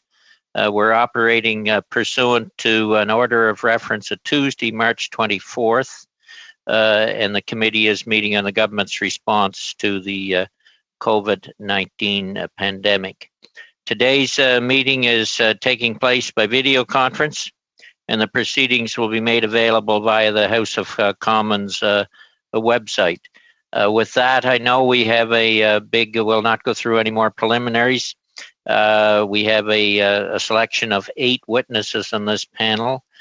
So I would hope that if people can keep it to 5 minutes, it gives us more time for questions and to draw out the concerns and the potential solutions. So again, thank you to the witnesses for coming, and we'll start with the Association of Canadian Publishers, Kate Edwards, Executive Director. Ms. Edwards, floor is yours. Thank you, Mr. Chair, and thank you for the invitation to present to you today. The Association of Canadian Publishers, or ACP, represents 115 Canadian-owned English language book publishers. Along with our Francophone counterparts, we are responsible for 80% of the new books written by Canadian authors each year and contribute to a $1.6 billion industry. We are creative partners in the development of books in all genres and are active exporters. Publishers are at the center of the book supply chain and have direct business relationships with authors, illustrators, printers, distributors, bookstores, libraries, and the education sector. The continued relevance of books for information, education, and escape has come into sharp focus over the last 2 months. Teachers are reading books online to their students, recreating classroom storytime. Festivals and reading series have put their programming online, connecting authors with readers across Canada and around the world. Demand for ebooks and audiobooks through public libraries has skyrocketed, and independent bookstores have quickly changed the way they serve their customers, offering curbside pickup and home delivery. Despite continued demand for books, our industry has been hit hard by COVID-19. Some printers have temporarily closed, publication dates have been postponed, in-person promotional events have evaporated, literary festivals and trade events are canceled or tentative, export travel is suspended indefinitely, and wholesalers and retailers are returning books and delaying payment. For the 7-week period ending May 3rd, sales through physical bookstores are down 63% year over year. Overall, the market is down 39% in both dollars and unit sales compared to the same period last year, a decline of $45 million. When we look further out, 40% of publishers anticipate losses of 50% or more over the course of 2020. In addition to plummeting sales revenue, demands from the education and library sectors for relaxed copyright provisions and free digital content have grown more intense. Publishers have responded to these requests with flexibility and generosity, but are proceeding with caution and concern for the long-term sustainability of their businesses. Publishers' intellectual property is their key asset, and current demand for their books demonstrates its value. The ability to monetize this IP will be essential to our recovery. For publishers, the impact of the crisis will extend beyond this spring.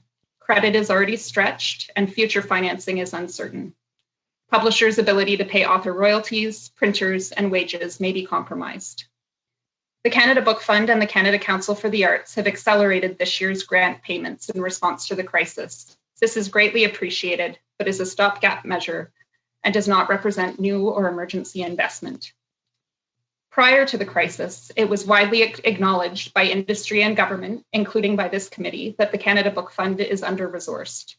Early grant disbursements will relieve some short-term pressure, but lower sales, higher returns, and slower collections mean cash flow challenges will persist. Those publishers ineligible for these programs have even less capacity to respond to this unprecedented crisis. ACP commends the government for its quick and direct response through universal programs.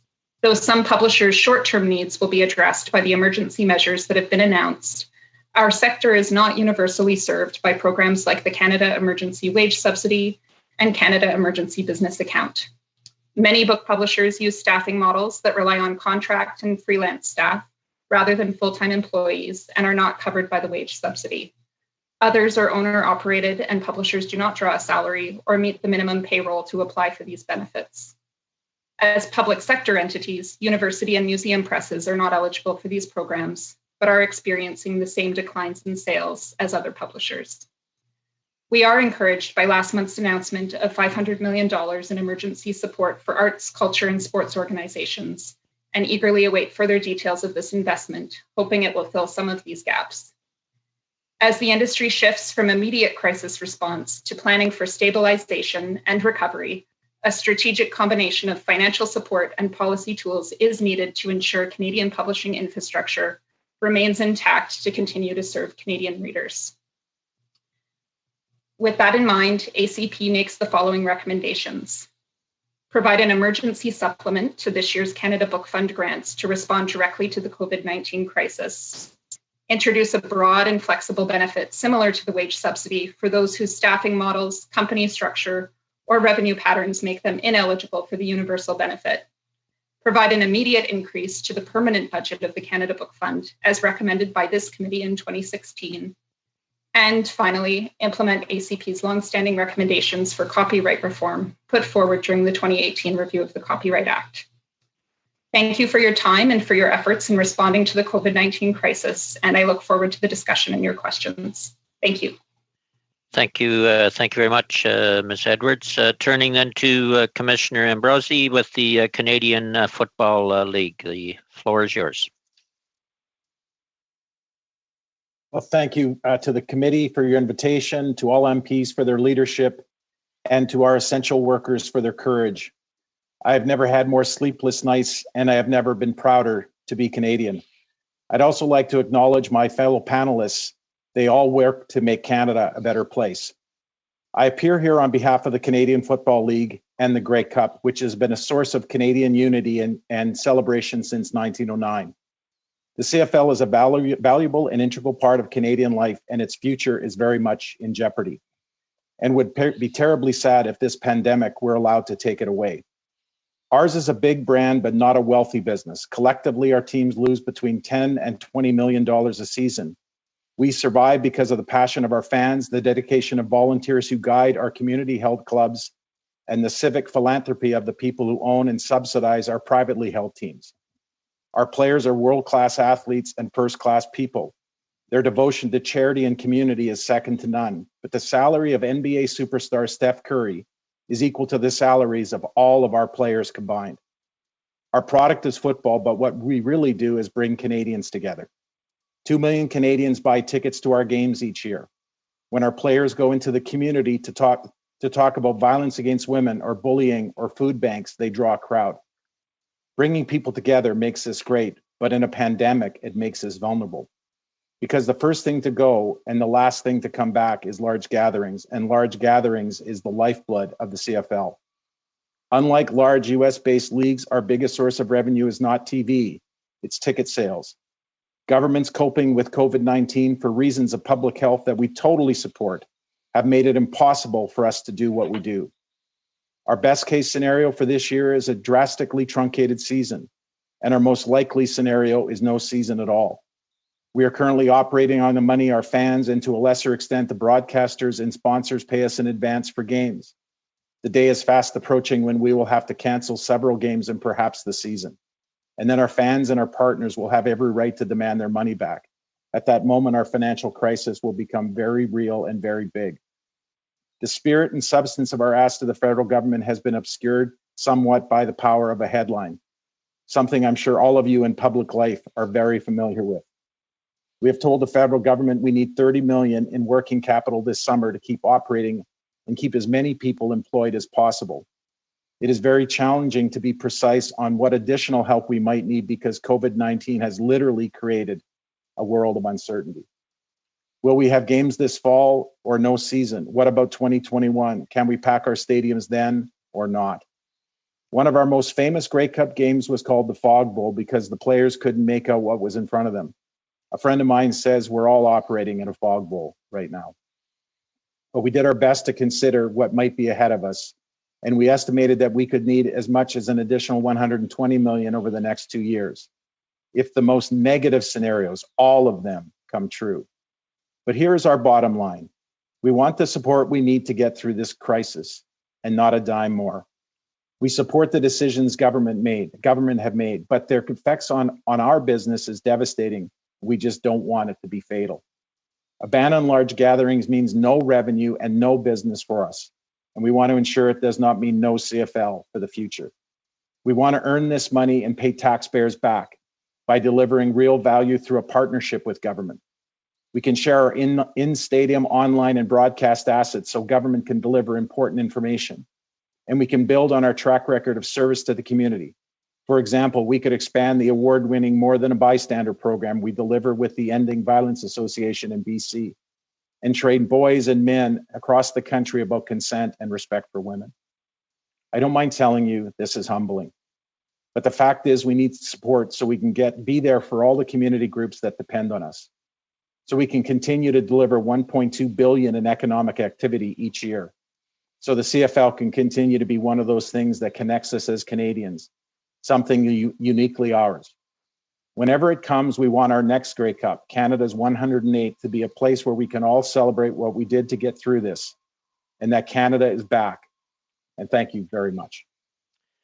Thank you very much, Commissioner. Turning then to Corus Entertainment Entertainment Incorporated, Troy Reeb, Executive Vice President. Go ahead.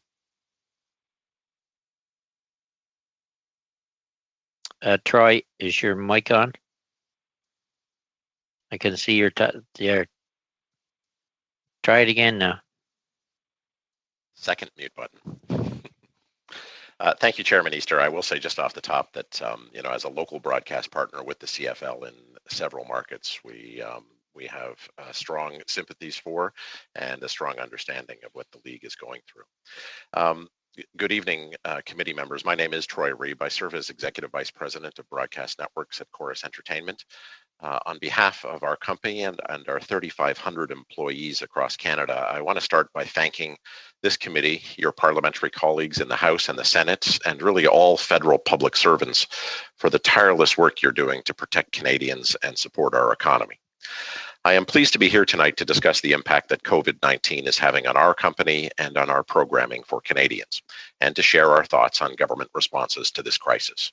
First, a brief word about Chorus. We are Canada's leading pure-play media and content company. We operate 15 global television stations, 34 specialty networks, including such leading brands as History, W, Showcase, HGTV, and Food Network Canada, 39 radio stations across the country. Our subsidiary Nelvana is Canada's premier animation studio, and Chorus-owned Kids Can Press is Canada's largest independent children's book publisher. Au Québec, nous exploitons Historia, Series Plus. In Quebec, we run Historia Plus and the Disney chain, and Toon Boom, created in Montreal, is doing things for international studios. Create thousands of hours of Canadian programs every year. And all told, our programs and our products are exported to 160 countries around the world. Every part of the Chorus Entertainment family has been affected by COVID-19 in some way. Like so many other businesses, our supply lines have been disrupted, our customer demand has fluctuated, our employees have had to adjust to working from home, and we just don't know when things will get back to normal. Uniquely, we have continued to provide an essential service to Canadians throughout this crisis. Global News, as you will know, is one of Canada's largest journalism organizations. We employ approximately 1,000 journalists and technicians in the news division and spend roughly $140 million per year to provide local and national news from coast to coast. Since March, we have proudly maintained all of our local newscasts. More than that, we have added special COVID-19 news broadcasts to our schedule, provided round-the-clock updates on all of our radio stations, interrupted regular programming to air news conferences and health briefings daily, and launched a 24/7 online news streaming service. We have done this while navigating significant logistical challenges and having to invest in new equipment and technology to protect our news gathering staff. Audiences have responded. Ratings for Global News broadcasts have risen significantly since March, and Global News has solidified its place as the #1 private sector online news brand in Canada. In this time of uncertainty, Canadians are gravitating to reliable news and information sources, and we are very pleased to be one of them. But make no mistake, the news business is challenging. It was challenging before COVID-19, and it is more challenging now. It is challenging for journalists like Karen Lieberman, who last week spent a day behind the scenes telling the stories of life and death in one of the country's busiest COVID treatment wards at Toronto's Humber River Hospital. It is challenging for our business, which has needed to invest even more in gathering the news while preempting the commercials that pay our bills. Our news content is almost entirely delivered on radio, on TV, and online platforms, all of which are entirely dependent on advertising. Since social distancing restrictions were enacted in mid-March, and with many businesses closed entirely, we have seen significant disruptions to our advertising revenues. Because news and local and TV and radio more generally operate on a fixed cost structure, the bottom line has significantly worsened. Chorus is extremely proud to be a news provider. We want to continue to provide this essential service to Canadians for years to come. Crises like COVID-19 have a way of clarifying what we cannot take for granted as a society, and we believe broadcast news is one of those things. It is vital, it faces challenges, and it needs support. So what can government do to help? Well, first, I want to recognize certain helpful measures the government has already taken. On March 31st, Minister Guilbeault announced the CRTC will not request payment for Part 1 broadcast license fees for the current fiscal year. This will provide approximately $30 million in savings to the broadcast industry. And while that amount is relatively small and will not nearly cover news broadcasters' shortfalls, it is a start. We would strongly urge government to place news broadcasters in a stronger position to sustain their operations now and going forward. And that would entail measures such as waiving additional fees, such as broadcasters' Part 2 license fees, which are more substantial, as well as things like reimbursing certain costs, such as the 600 megahertz transition costs that have been forced onto broadcasters, not through the will of our own, but by government decisions. We believe it ultimately entails ensuring that private broadcasters are able to cross-subsidize news with other more profitable parts of their business. While COVID-19 may be consuming a great deal of Corus's current organizational focus, we intend to emerge from this crisis on a solid footing. Our news division and the dozens of communities it serves with public interest journalism require our future success. And that is why broadcasting policy reform remains so crucial. Before understandably shifting its focus onto COVID-19, this government pledged to table new broadcasting legislation in Parliament by the end of the year, and we certainly hope that's still possible.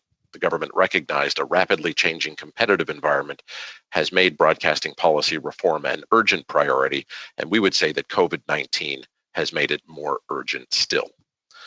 While almost every other business in Canada has been making rapid adjustments to deal with the new economic environment, broadcasters are not treated like every other business.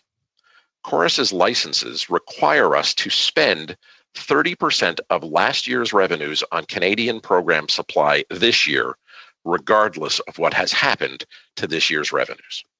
Our licenses prescribe not just what kinds of programs we need to spend our money on, but the time of day we have to run them.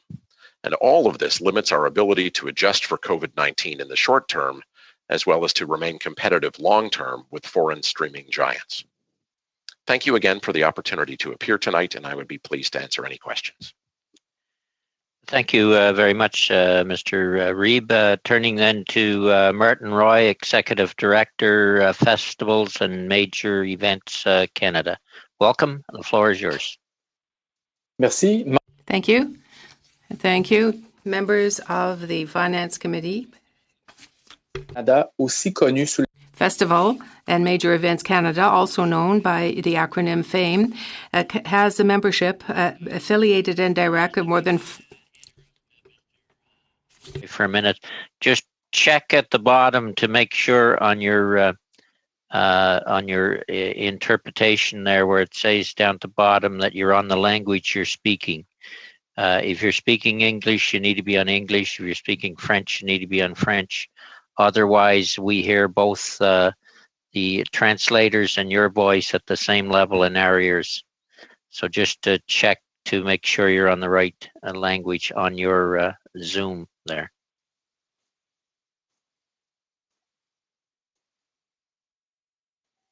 Okay, I don't see the choice of language in my... When you go right down to the bottom of your screen, it'll say participants. Yeah.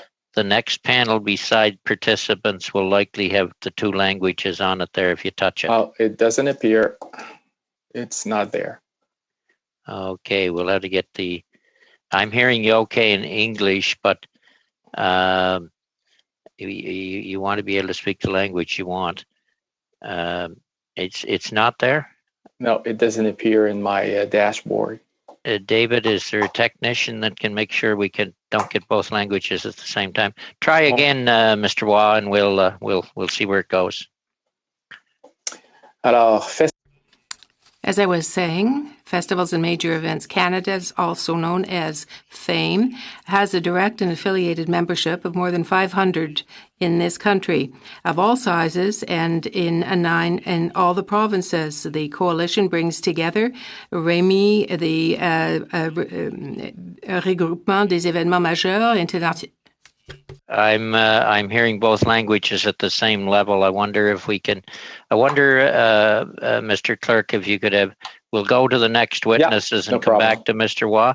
and see if you can sort that out. So we'll turn to the Fort Edmonton Management Company.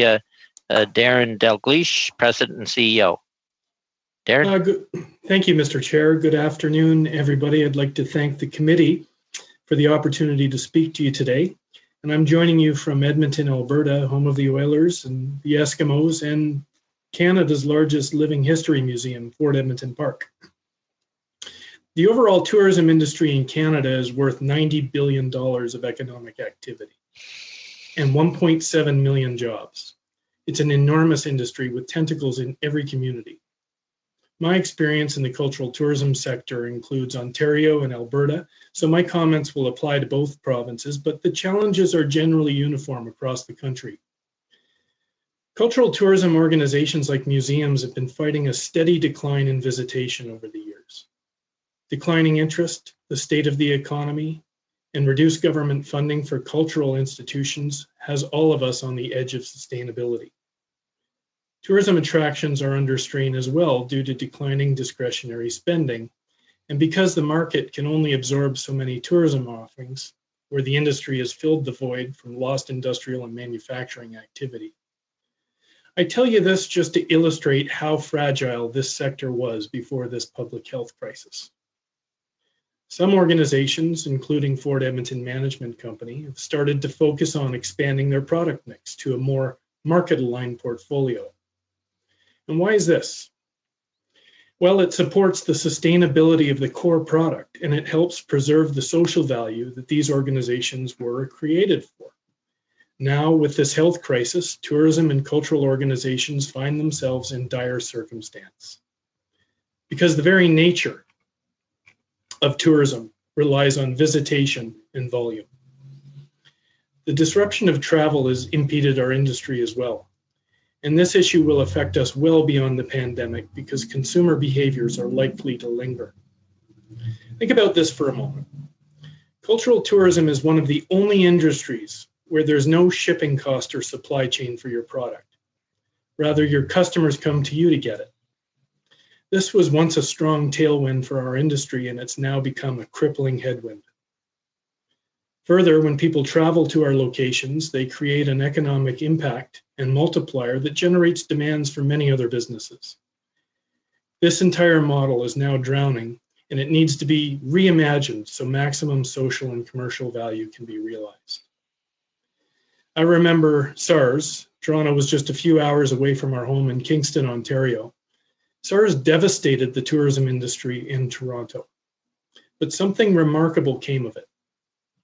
Prior to SARS, the idea that you would see competitors in hospitality, tourism, theater, music, culture, etc., collaborating to attract people to their city was not well rooted in the industry. After SARS, the constraints in capacity utilization among these sectors demanded collaboration, and ultimately this collaboration and innovation became the epitome of what we call now destination tourism. We learned from that, and we need the same approach today. A harmonious response, a clear focus on what's next, not when can we get back to normal. So how does the government's response support this? Wage subsidies and student emergency funding is important, and it helps provide some interim relief, but it doesn't fully address the structural problem here. Yes, of course, we need to take care of people. We need to support students so they can return to university or college, and industry workers so they can support their families. But we should reserve some of this allocated funding to incentivize innovation, growth with new products, infrastructure that supports it, and productivity improvements. We need to be holistic about what the government provides incentives for these funds. Subsidies, grants, and loans that provide a return to my typical business practice will not force innovation in this evolving market. We need more ROI-driven and market-driven initiatives incentivized. And I'm not sure how that looks, but it needs to drive innovation and growth. Constraints in business drive innovation. When constraints are removed, you go back to yesterday. So I would ask the government to be careful not to fully remove all of these boundaries. Like with SARS in 2003, or the collapse of the automotive industry in 2008. Business models changed out of necessity because they were constrained. My question to my friends and colleagues is this: how do we look at this as a generational shift for a segment of funding anyway, on how we support this industry? What does the next generation destination tourism look like? We'll need to redefine our product and service offerings to address the new social and economic environment, because I fully expect these new consumer behaviors and expectations to remain well after the pandemic. We need to take care of employees. We need to take care of our guests, and we need to take care of our bottom line.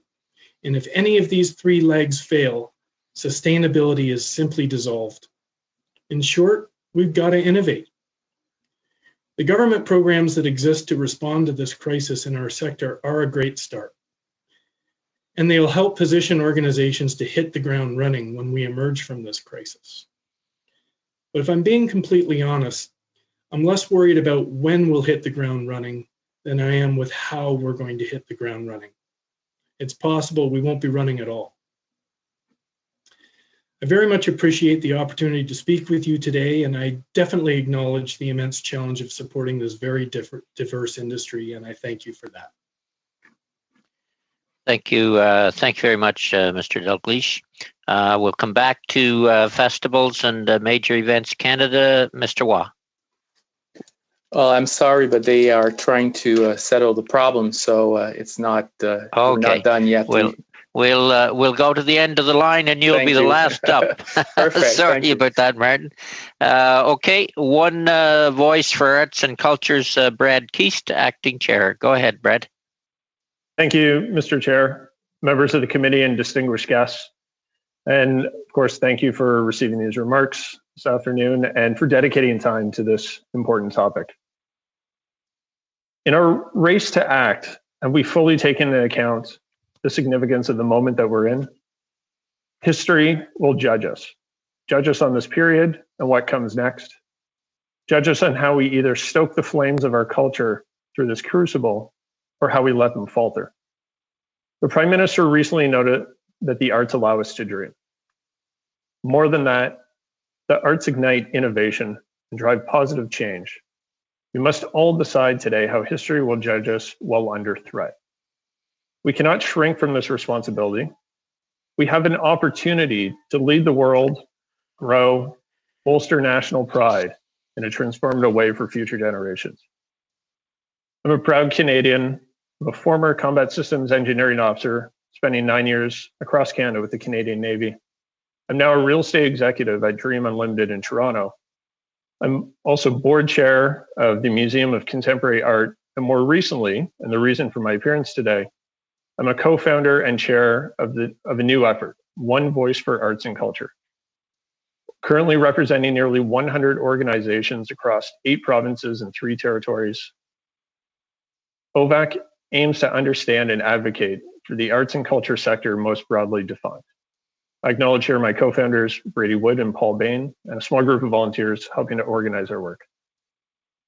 The arts and culture sector is a major contributor to the economy, with some $58 billion in output and directly employing 640,000 people.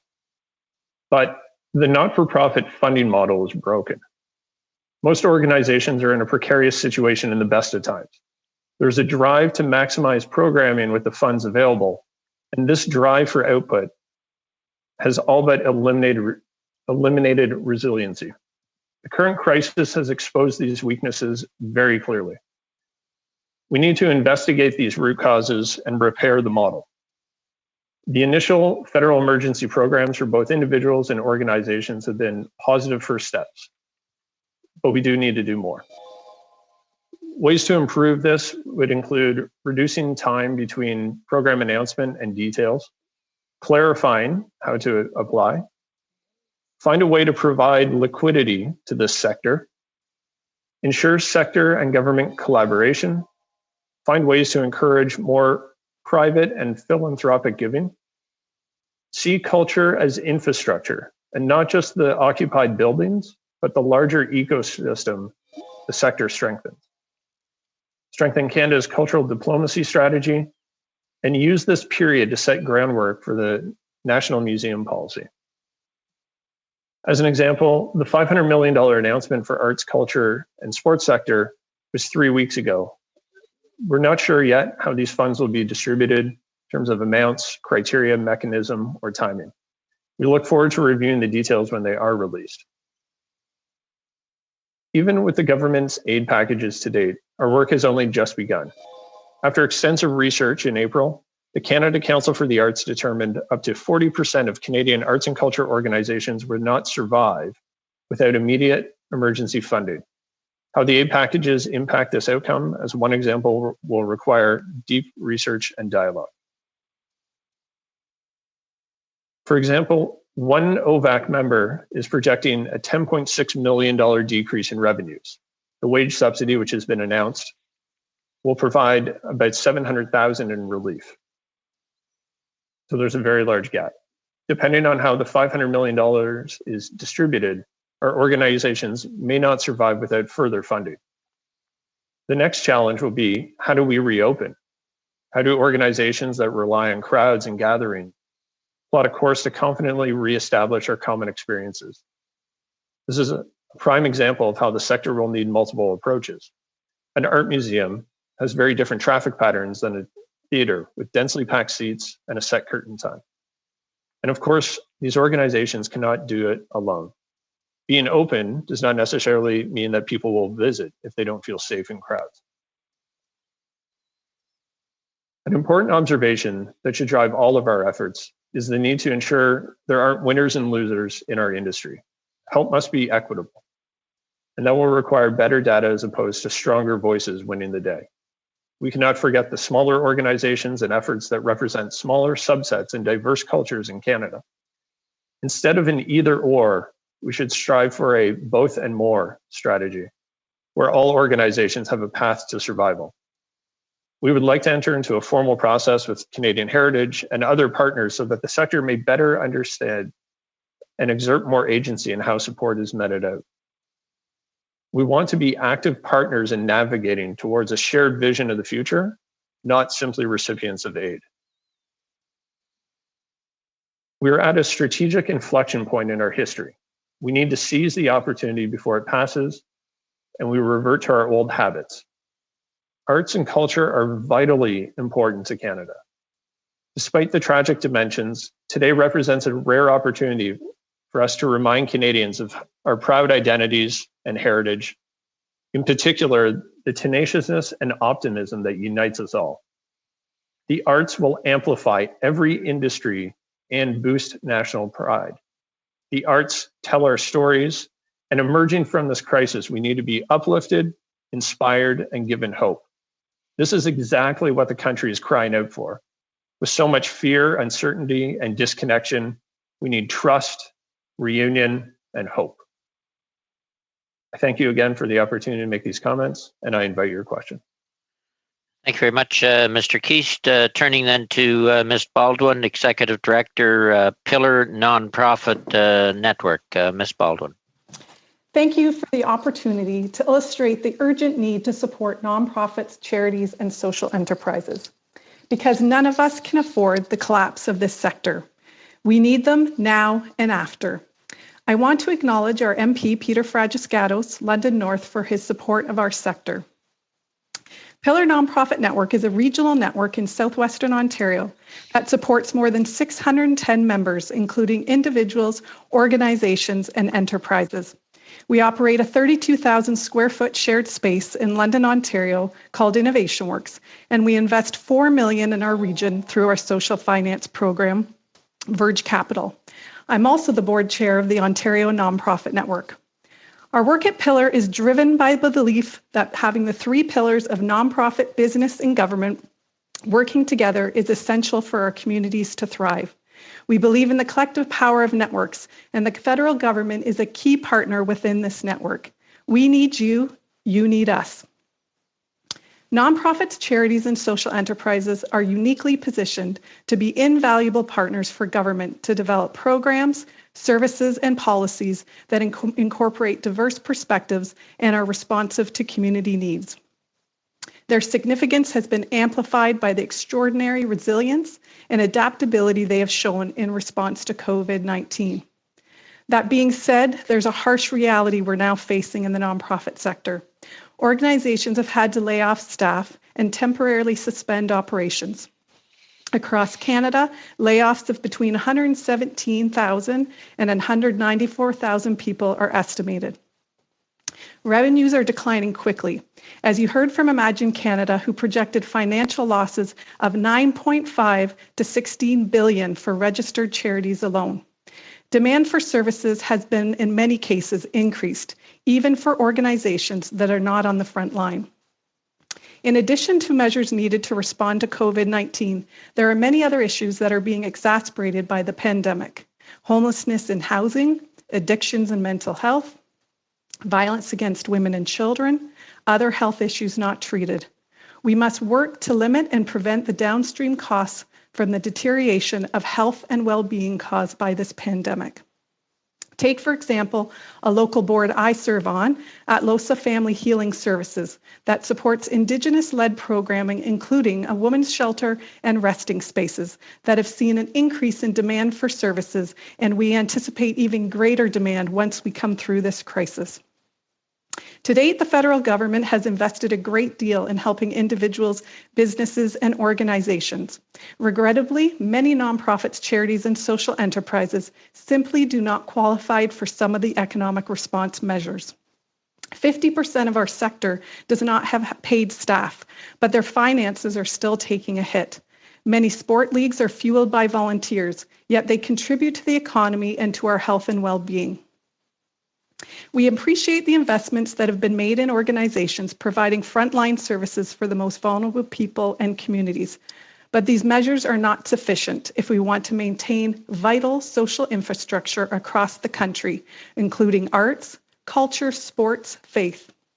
Sunfest, a cultural music festival that attracts 225,000 attendees annually, and our Home County Music and Arts Festival have both canceled this summer's events. This is a $6 million loss in revenue to local businesses. In addition, organizations that may fall between the gaps in funding that's already been announced include many nonprofit social enterprises, YMCAs, Habitat Restores, as well as courier services, catering, and childcare. These nonprofits rely on earned income to supplement government funding streams. In fact, 45% of revenue for the core charitable sector is from earned revenue. They are suffering the loss of sales of goods and services, just as small businesses. Goodwill Industry Ontario Great Lakes has had to lay off 850 staff, many of whom have already faced barriers, and the organization has seen a loss of $125,000 per day. That represents 90% of their funding. A broad fund for the sector would alleviate the challenges I've outlined today. That is why we, along with the thousands of organizations and people you have heard from, are supporting the Sector Resilience Grant Program proposal submitted by Imagine Canada. It will manage the multiple requests from various sectors. It will save the government time, including the time spent by staff and elected officials with sub-sectors. It will save the government in the long run, money in the long run. We estimate that around $6 billion in emergency funding is still urgently needed. This number was not brought forward lightly. It illustrates that our sector is a significant economic and social driver in this country. Most importantly, the cost of doing nothing is even greater. Canadians have spent generations building a sector that delivers services more efficiently and effectively than government, provides good jobs in every community, addresses equity and inclusion, and contributes enormously to our quality of life. Take a moment to imagine your community without support for people with disabilities, mental health issues, without shelters, and without organizations rallying for the eradication of diseases, without supports for those new to Canada and for seniors, without places of worship, amateur sports, and community centers, without community theaters, festivals, and museums, and so much more. It would take years and far greater investment to rebuild this sector than it will take it to preserve it today. While you consider our proposal, I ask you to pause, to imagine the organizations you personally support and engage with. Pause to imagine if they no longer existed. Every single person in this country benefits from this vital sector. We cannot afford to let it collapse. This is the moment for your support. Thank you for listening, and I'm happy to answer any of your questions.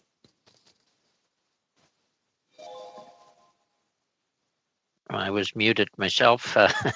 Thank you very much, Michelle. Before I go to our next witness and back to Mr. Waugh, I'll just give you the lineup of questions so MPs know where they are on the list. First up will be Mr. Waugh, then Ms. Zerowitz, then Mr. Brunel Duceppe, and then Mr. Julian. So then turning to the Royal Conservatory of Music, Mr. Peter Simon, President and CEO. Welcome, Peter. Well, it's great to be here, and thank you, Mr. Chair, and also to the members of the committee for allowing us to be here. I'm the president of the Royal Conservatory, and it's an iconic Canadian cultural organization that I think many of you will know because either you or a friend of or someone in your family took music lessons or examinations. We have about 4 million plus alumni. I want to inform the committee of the impact of COVID-19 on the Royal Conservatory, but also on Canada's music education sector, and to make the case for government assistance to prevent what might be lasting damage to the essential infrastructure in our nation for music education. The study of music is important because it offers an avenue for our children not only to unlock their imaginations and to be introduced to the world of creativity and self-expression, but through the habit of deliberate practice daily to develop the qualities of discipline, focus, and concentration, which are essential to success in all fields. The conservatory, which provides the educational systems and infrastructure for 30,000 independent teachers that teach over 500,000 students in Canada and represent $1 billion sector. We are the engine that makes these developments possible. So when you listen to music played by Canadians, chances are that you are listening to an alumnus of the Royal Conservatory, whether it's Glenn Gould and Oscar Peterson, or Gordon Lightfoot, Paul Schaefer, Diana Krall, David Foster, Burton Cummings, et cetera, et cetera. Those are just a few of the people in the music industry from the conservatory. And the conservatory's capacity to provide extensive cultural opportunities at the grassroots level is supported by our work in other areas, whether it's online teaching or the Glenn Gould School, which provides our most gifted young people an opportunity to receive training at an international standard, or Kerner Hall, which is a national cultural asset described by many of the world's greatest artists, including superstar pianist Lang Lang, as probably the finest concert hall in the world today. It is also a platform for many Canadian artists and international artists. But ultimately, it's the breadth of the impact of our programs on all Canadians in every community that's really important. Today, after decades of steep cuts to music and arts programs in public schools across Canada, the educational infrastructure created by the Royal Conservatory and its network of community-based teachers has never been more needed than it is today. But the current crisis threatens to undermine this nationally important infrastructure. Recently, we surveyed 2,500 independent music teachers and found that on average, half of their studio was gone and half of their income was gone.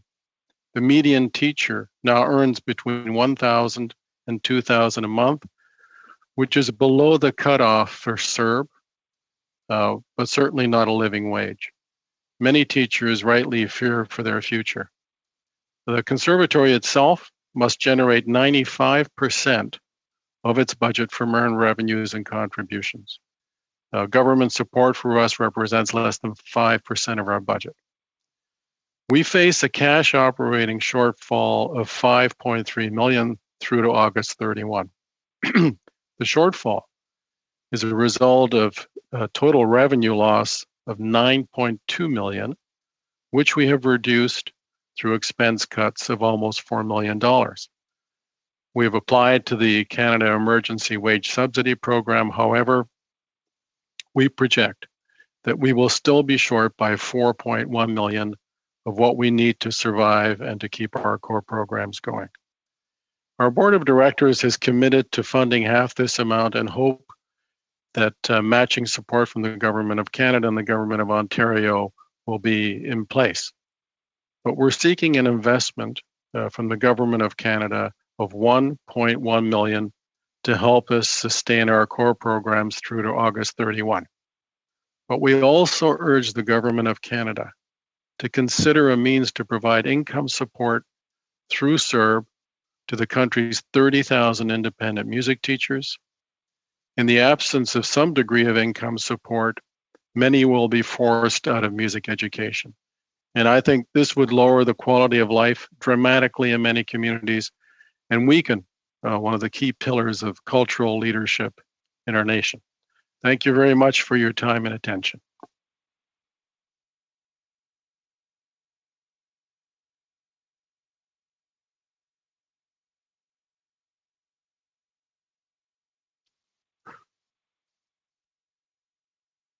You're on mute, Mr. Chair. No, there we go.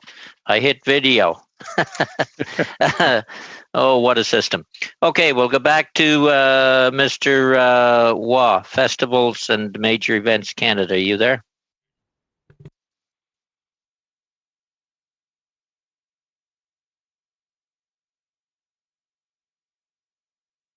Hello. Yes, sorry, I had it seems the problem is with Apple, so I'm now using a PC. I just managed to switch, and my speech is French, so I'm going to go ahead with the French. Ça va? Can you hear me? Members of the Standing Committee on Finance, good evening. Festivals and Major Events Canada, also known as FAME, has a direct and affiliated membership of more than 500 members in this country and throughout 9 provinces. The coalition works very closely with REMI, which brings together in Quebec some 100 or so groups. Because this is seasonal work, is in both tourism and culture, the events are very difficult. The reality is that festivals have to spend throughout the year, but they only earn during 3 to 10 days per year, generally speaking. More than 80% of the revenue disappears when the events are cancelled for reasons of public health, and therefore there's only 10 to 20% of revenue, according to the area of Canada, which will receive grants or subsidies from the federal government. FAME and REMI have a first request. We absolutely ask the governments to maintain at all levels subsidies to support those salaries that work at festivals in Ontario and in Quebec. We are receiving help from Heritage Canada. Our second request concerns the CEWS. As I said, the revenue for festivals is concentrated over a very short period of time, but some 80 or 90% is having to be paid out over the whole period of time. And so there has to be a great deal of flexibility. In other words, you have to find a way of working around the 15 or 30% over the identified period, and even perhaps establishing other reference periods, a fourth one or a fifth one going into June or July or even September. Also, we have to combine costs that have already been committed and core costs that are involved with cancellation. It's a very it differs widely according to the size of the budget, but there is a direct effect if the organizers decide to cancel. And also there is a ripple effect on the cities in which the festivals are held. Now let's look at the organizations. I have to say that if they don't have savings or capital investment, the very survival of the festivals is in difficulty and is jeopardized. It's estimated that with the sales revenue of the festivals throughout Canada representing $1.5 to $2 billion and a deficit of some 10% will require funding for loans, or else otherwise there will have to be grants of $150 to $200 million, which will compensate for the losses. This is a third request. And the fact that many have already been cancelled, like the Calgary Stampede, the Summer Quebec City Festival, Blues Fest in Ottawa, and so on, causes a great deal of unhappiness amongst festival goers.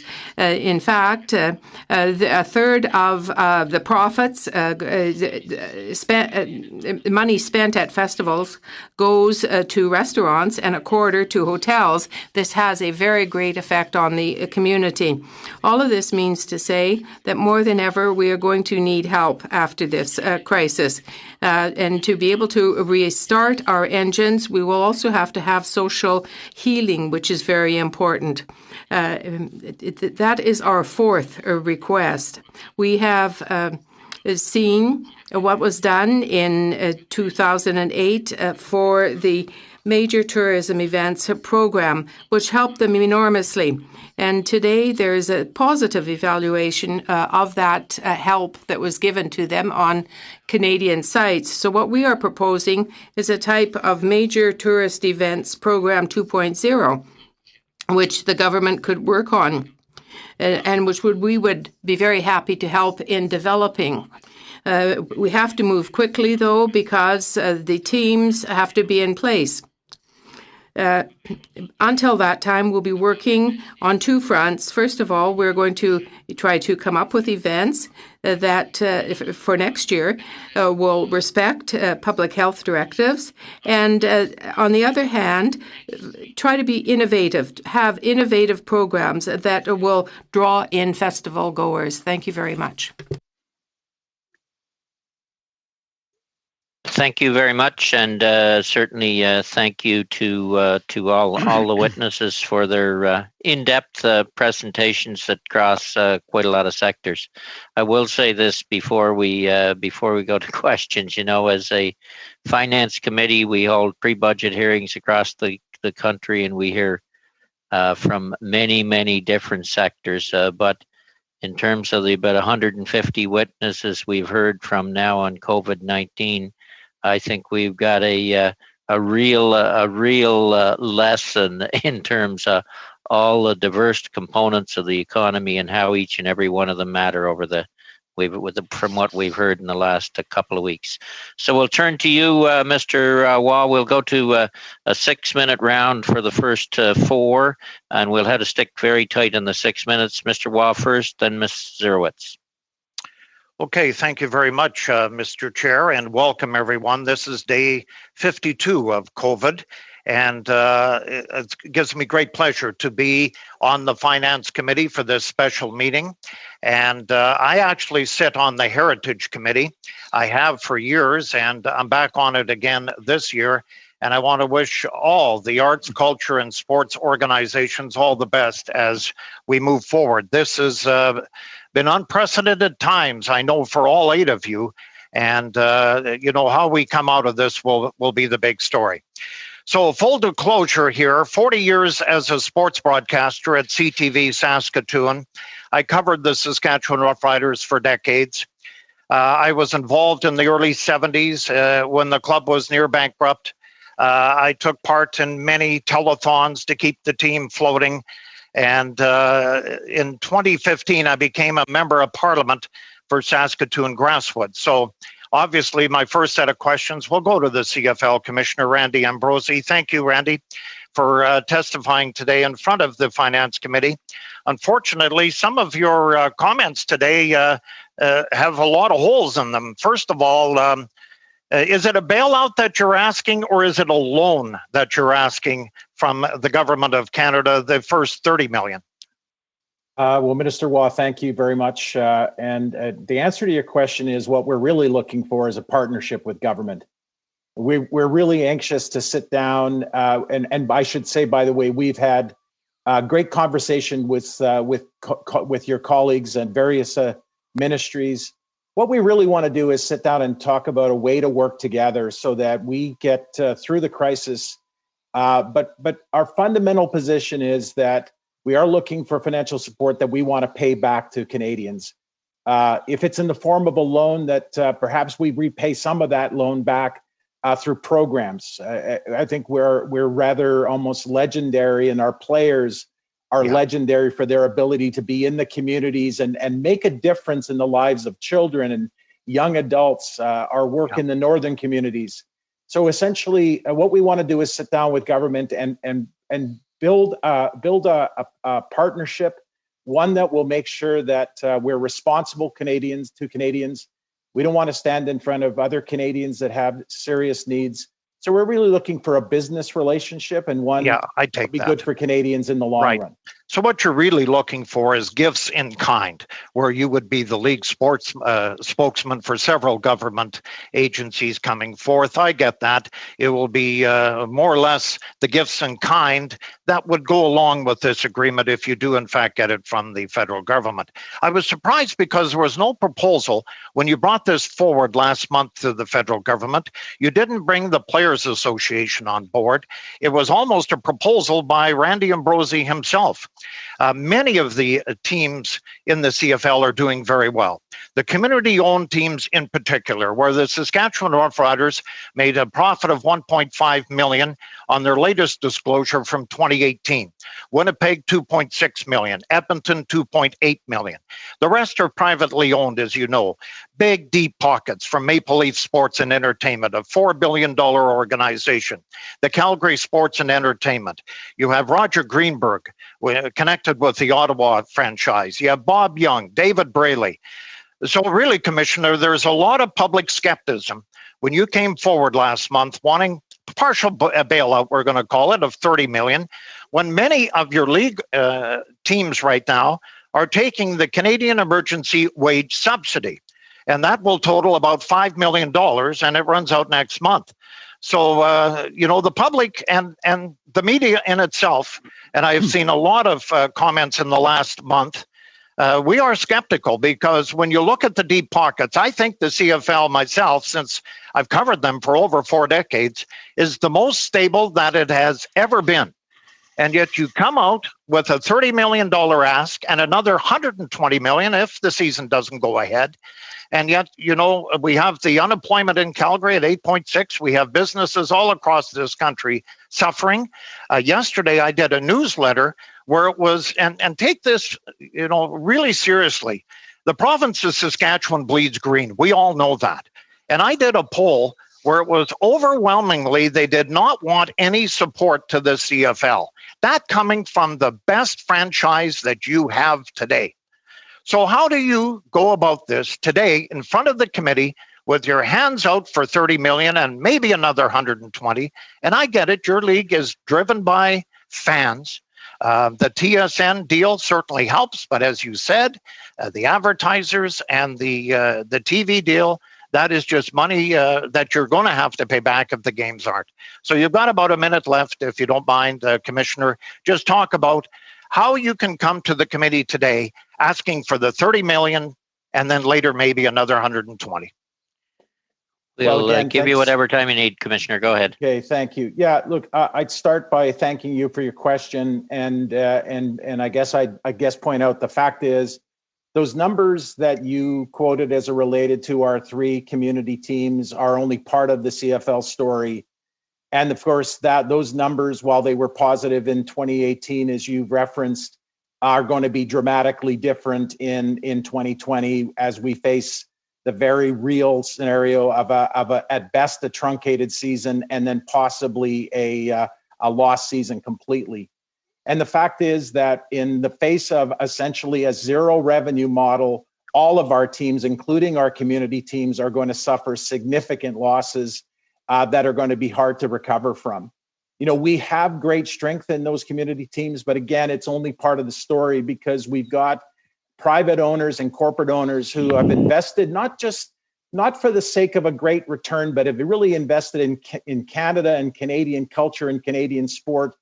And I call them sports philanthropists. But there is a limit to the amount of support they're prepared to give, that their families are prepared to give. And the real issue is that this crisis is essentially going to quadruple or more the financial losses that our teams will take in a season that could potentially be lost altogether. So again, I want to be clear on behalf of my league and our owners, our board of governors. We are not looking for a handout. We're not. We're looking really for a partnership with government. We're looking for a solution, and we believe we can sit at the table and talk about a way to work together that'll get us through the crisis so that we can resume our activities working with our players as partners. And we've resumed our discussions with the players. We know we have work to do there, but ultimately, I think everyone that's associated with our league can agree on one thing. What everyone wants is for this league to survive. Okay, well, I'd end it there. Turning to Ms. Zerowitz and then on to Mr. Brunel de Sepp. Julie. Thank you, Mr. Chair. And I want to thank all the presenters for their excellent presentations. It was very varied. And as the chair said at the onset, you really learn a lot through these sessions in terms of the diversity and the importance of so many of the industries to Canada. I'm going to actually focus most of my questions to the arts and culture sector. And I want to first acknowledge the role of our artist creators and those working the cultural sector in terms of helping Canadians through the pandemic. I think that many of us are very aware of some of the public things that have been done, like the artists that performed in the Nova Scotia Remembers commemorating the mass killing in Nova Scotia, the 86 artists who participated in the Stronger Together Canada, who not only were raising money for the food banks across Canada, but also put a lot of dance and song and hope into our lives. And I also want to just say, even locally, I have little bands performing on balconies. I have people sending out songs and stories and poems. And I think all of this helps us to digest our grief, helps us to get us through our days, helps us with a little bit of joy and hope moving forward. So I want to just acknowledge that. My first question is going to go to Mr. Keast, who is part of the One Voice for Arts and Culture. I know that you represent 100 organizations, and it's actually an unbelievable list of organizations across this country, Mr. Keast. So thank you for bringing together a lot of the voices. You had talked about the 500 million emergency support fund that our government had introduced about 3 weeks ago. And I just want to acknowledge the extraordinary leadership of Minister Gilbeau and our Parliamentary Secretary, Julie DeBrusen. They worked really, really hard, and it's taken a little while. And I know it's because we have such an extraordinarily diverse arts and culture sector that they're taking a little bit of time, but I'm hoping to hear some good news soon. My question to you is, a lot of the organizations, when I look at your 100 organizations, there tend to be some of the more smaller, medium-sized museums and art galleries. If there's something very specific within the emergency support fund that you would like to see, could you articulate what that might be? Of course. Thank you for the question. Absolutely, definitely would like to acknowledge as well all of the work that went into putting together the 500 million. I recognize that a lot of the efforts are to first let everyone know that there is work underway through the announcement, and of course, something like this something that large in a sector as diverse as ours, that will take a lot of time. For the small and medium-sized institutions, again, there is a lot of variation from group to group.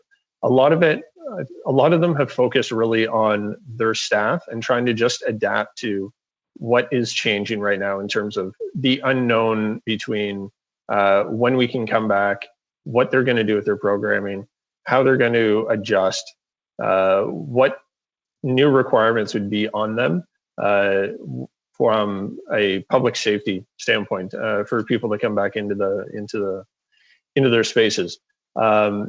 In general, I think what they really seem to need is they just need, and again, we see this as the first bit is that stability, just to make sure that they can get to the other side. So a lot of fixed costs absolutely are key.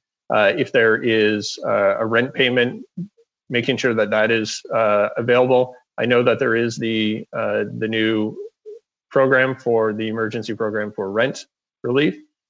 Some that does work, and some organizations do qualify, some do not. It depends on how much your revenues have dropped. So, Mr. Keast, unfortunately, I don't have a lot of time, but I'm just going to ask sort of a little bit more of a specific question. A lot of organizations have started moving a little bit more online. Do you think some support around a digital strategy, yes, it would be helpful? Sorry.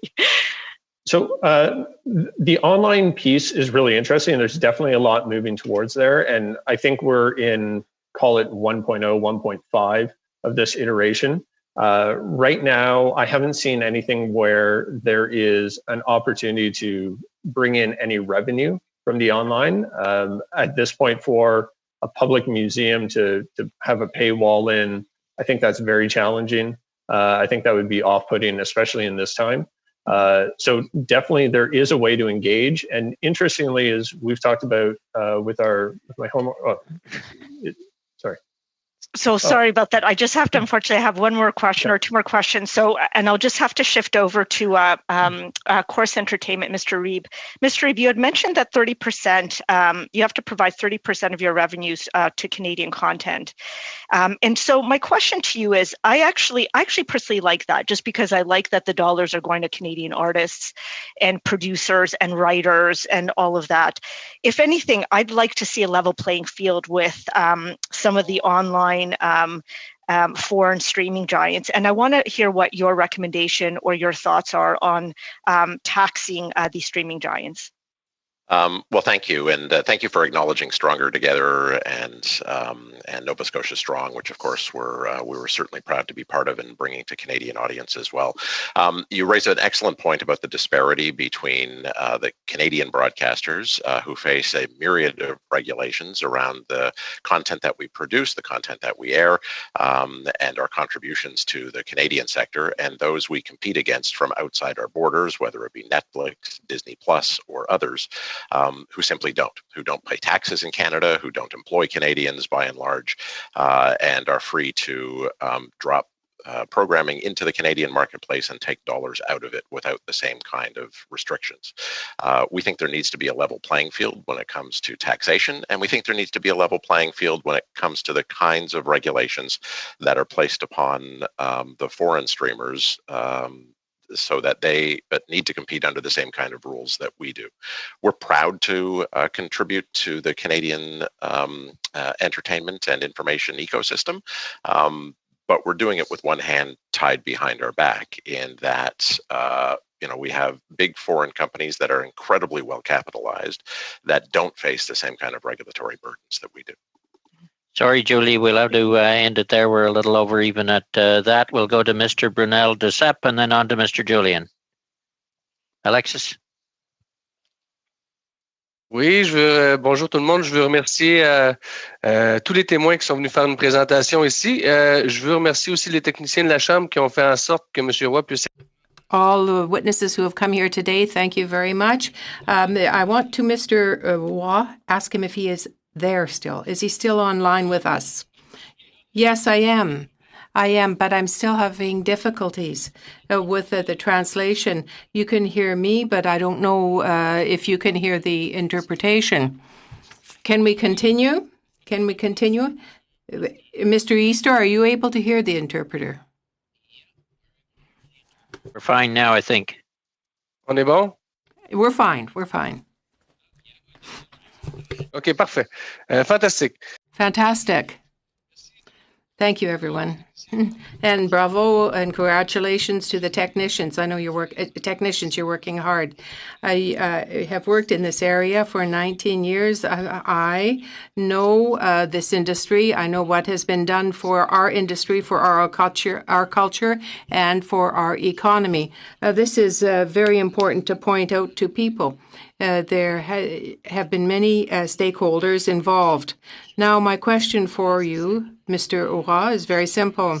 We might wonder if the wage salary, the salary CEWS, if according to you, do you think that there are some blind spots in it? Well, thank you so much for your question. I hope everybody's going to be able to hear and understand. Yes, so the problem with the wage support, the CEWS, is that it is there for a determined period of time with specific terms. And is the case for most festivals and events. It is a problem. For that period of time that's been set out in the CEWS, very often the income for festivals is zero during that time frame. And what we're asking, of course, is that the time frame could be adjusted, could be extended for festivals and events. I don't see how that could, we could meet the requirements of the CEWS before June. So I have a major problem with that. And on the other hand, beyond this, would it be possible to find a way to work with Heritage Canada to become more flexible with this wage subsidy? Could Heritage Canada and other departments demonstrate some flexibility for us in the area of events and festivals? Well, thank you very much for your answer. I do have another question for you. You've just talked about Heritage Canada. What, to your mind, is the role that economic development and tourism should play or does play in the area of festivals? Minister Joly's role is through economic and regional development instances in Quebec. But it is a relationship that could be perhaps more developed. Last year, we saw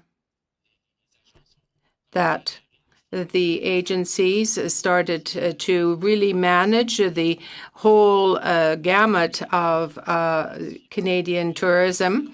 But there's also Indigenous tourism, there is cultural tourism, and many other areas of tourism that could be linked to festivals that have not yet fallen under this area of coordination with the department. That's the problem right now. Very often you refer to festivals and events as cultural, but they really are a major part of the economic motor that drives the country. I spoke earlier about the program for supporting major tourism events that was set up after the events in 2008. And I said that what we would really need would be a similar program that could perhaps be that program 2.0. A lot of people gravitate towards festivals, but they spend in restaurants, they spend in hotels, and those hotels and restaurants will need help after the crisis. I think we have a minute and a half left, so I've got to go quickly. Do you see some way? According to you, is it possible to get back to normal quickly or on a longer term? And how are we going to get there to this famous normalcy that we're all seeking? I think that it'll be transitory. We won't be normal until we have herd immunity or vaccines. So from today, say 18 months, From now, we have to be able, nonetheless, get together in festivals or events, respecting, of course, social distancing and all the other measures. But maybe in the outdoors, in large outdoor sites, where it would be easier in the context that we know, but it will be different from the past. So what we know in Quebec and in Canada is that we have creators who will be able to come up with some new innovative ways of developing festivals and major events, maintaining social distancing. We hope that we will be able to reinvent the festival sector, and we will be able to move on after this crisis is over. So we'll go to Mr. Julian, and following Julian in the second round, we'll go to Mr. Polyev and then Mr. Fragiskatis. Peter? Thank you very much, Mr. Chair. Thanks to all our witnesses. You've offered very, very compelling testimony about the importance of supporting arts and culture and nonprofit organizations. And we certainly hope that your families are all safe and healthy. My questions to start will be to Mr. Ambrosie and the CFL. I'm a big supporter of the CFL. I support the BC Lions. I've supported other CFL teams too when I've lived in other parts of the country, and I've had legislation, as you probably know, to support the CFL. But I'm a bit perplexed with your testimony today. Why are you not here today with representatives from the Players Association?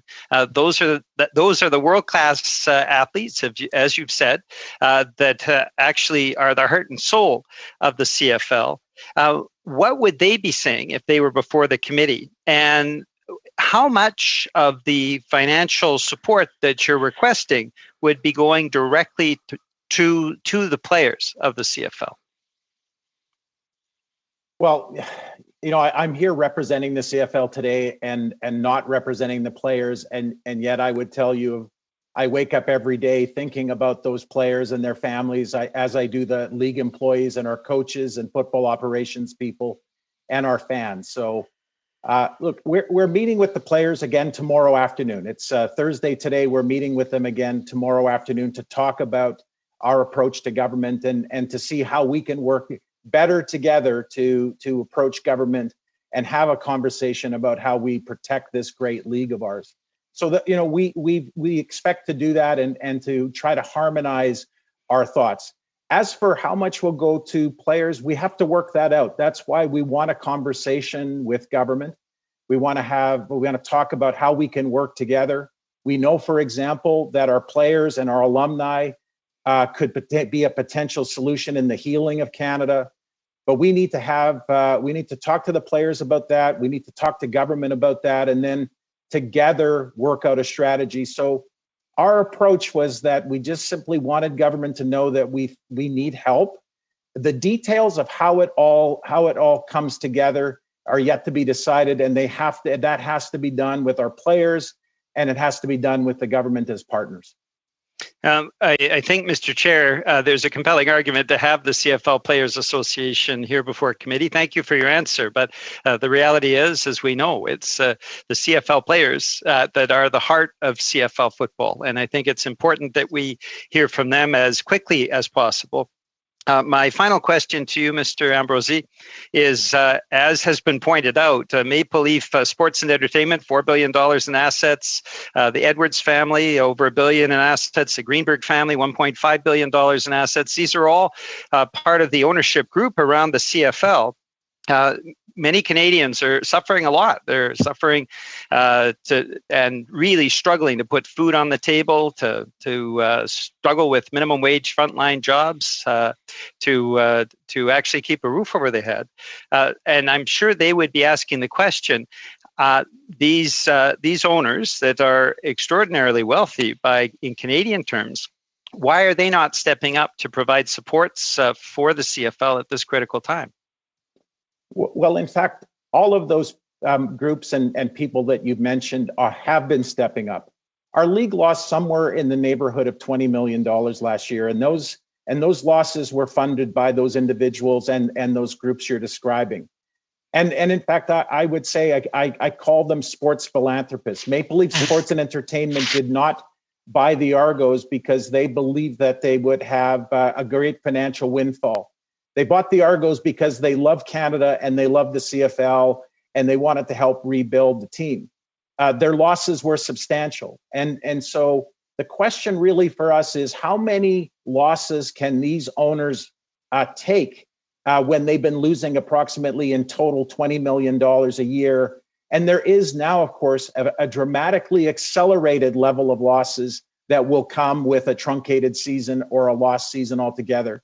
I don't think it would be fair to question the motives of our owners because I think they are remarkable Canadians who have given tremendously to our league and our sport. And again, we're not looking for a handout. We really aren't looking for Canadians. We don't want to stand in front of Canadians with real needs. We're looking for a partnership with government where we can sustain this league through the crisis. We want to pay the government back and taxpayers back. So we think our ask is different than it may be reflected. But really what we want to do is sit down and have a conversation with all of you and figure a way through to the other side.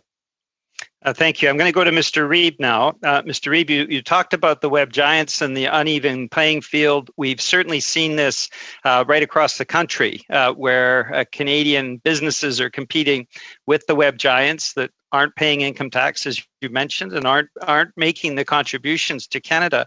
How important is it for the Canadian government coming through this pandemic and after this pandemic to establish a level playing field so that Canadian businesses aren't competing with web giants that don't pay taxes, don't have payroll deductions, and aren't contributing to Canada? Well, it's incredibly important, and the urgency of dealing with that file has only been heightened by the COVID-19 crisis, which is not only affecting Canadian broadcasters, but it's affecting Canadian producers as well. As you know, the independent production sector, the film and television production sector in Canada, is worth $12.8 billion a year, and I have seen some estimates that tens of thousands of jobs are at risk in that production sector if things cannot be rectified. Some of that production certainly does come from Hollywood studios that do contract production in Canada, but they are producing American content in Canada. That's important economically, but it's not important culturally. So to rectify and level that playing field culturally will take an urgent overhaul of the Broadcasting Act, which the government had committed to, and we would like to see put back on the table as soon as possible, if not this year.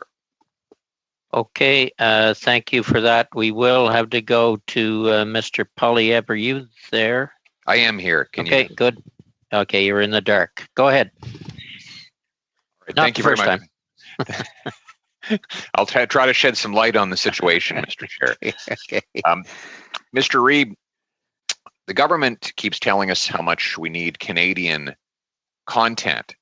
Chorus is actually a gigantic Canadian content factory. You produce not only news, but documentaries, historical productions. You have one of the, if not the most impressive animation studios in all of Canada. So you are literally cranking out an endless supply of Canadiana through your enterprise at Chorus. And yet, far from helping Chorus, this government and governments historically are imposing massive regulatory and other governmental costs on your operation.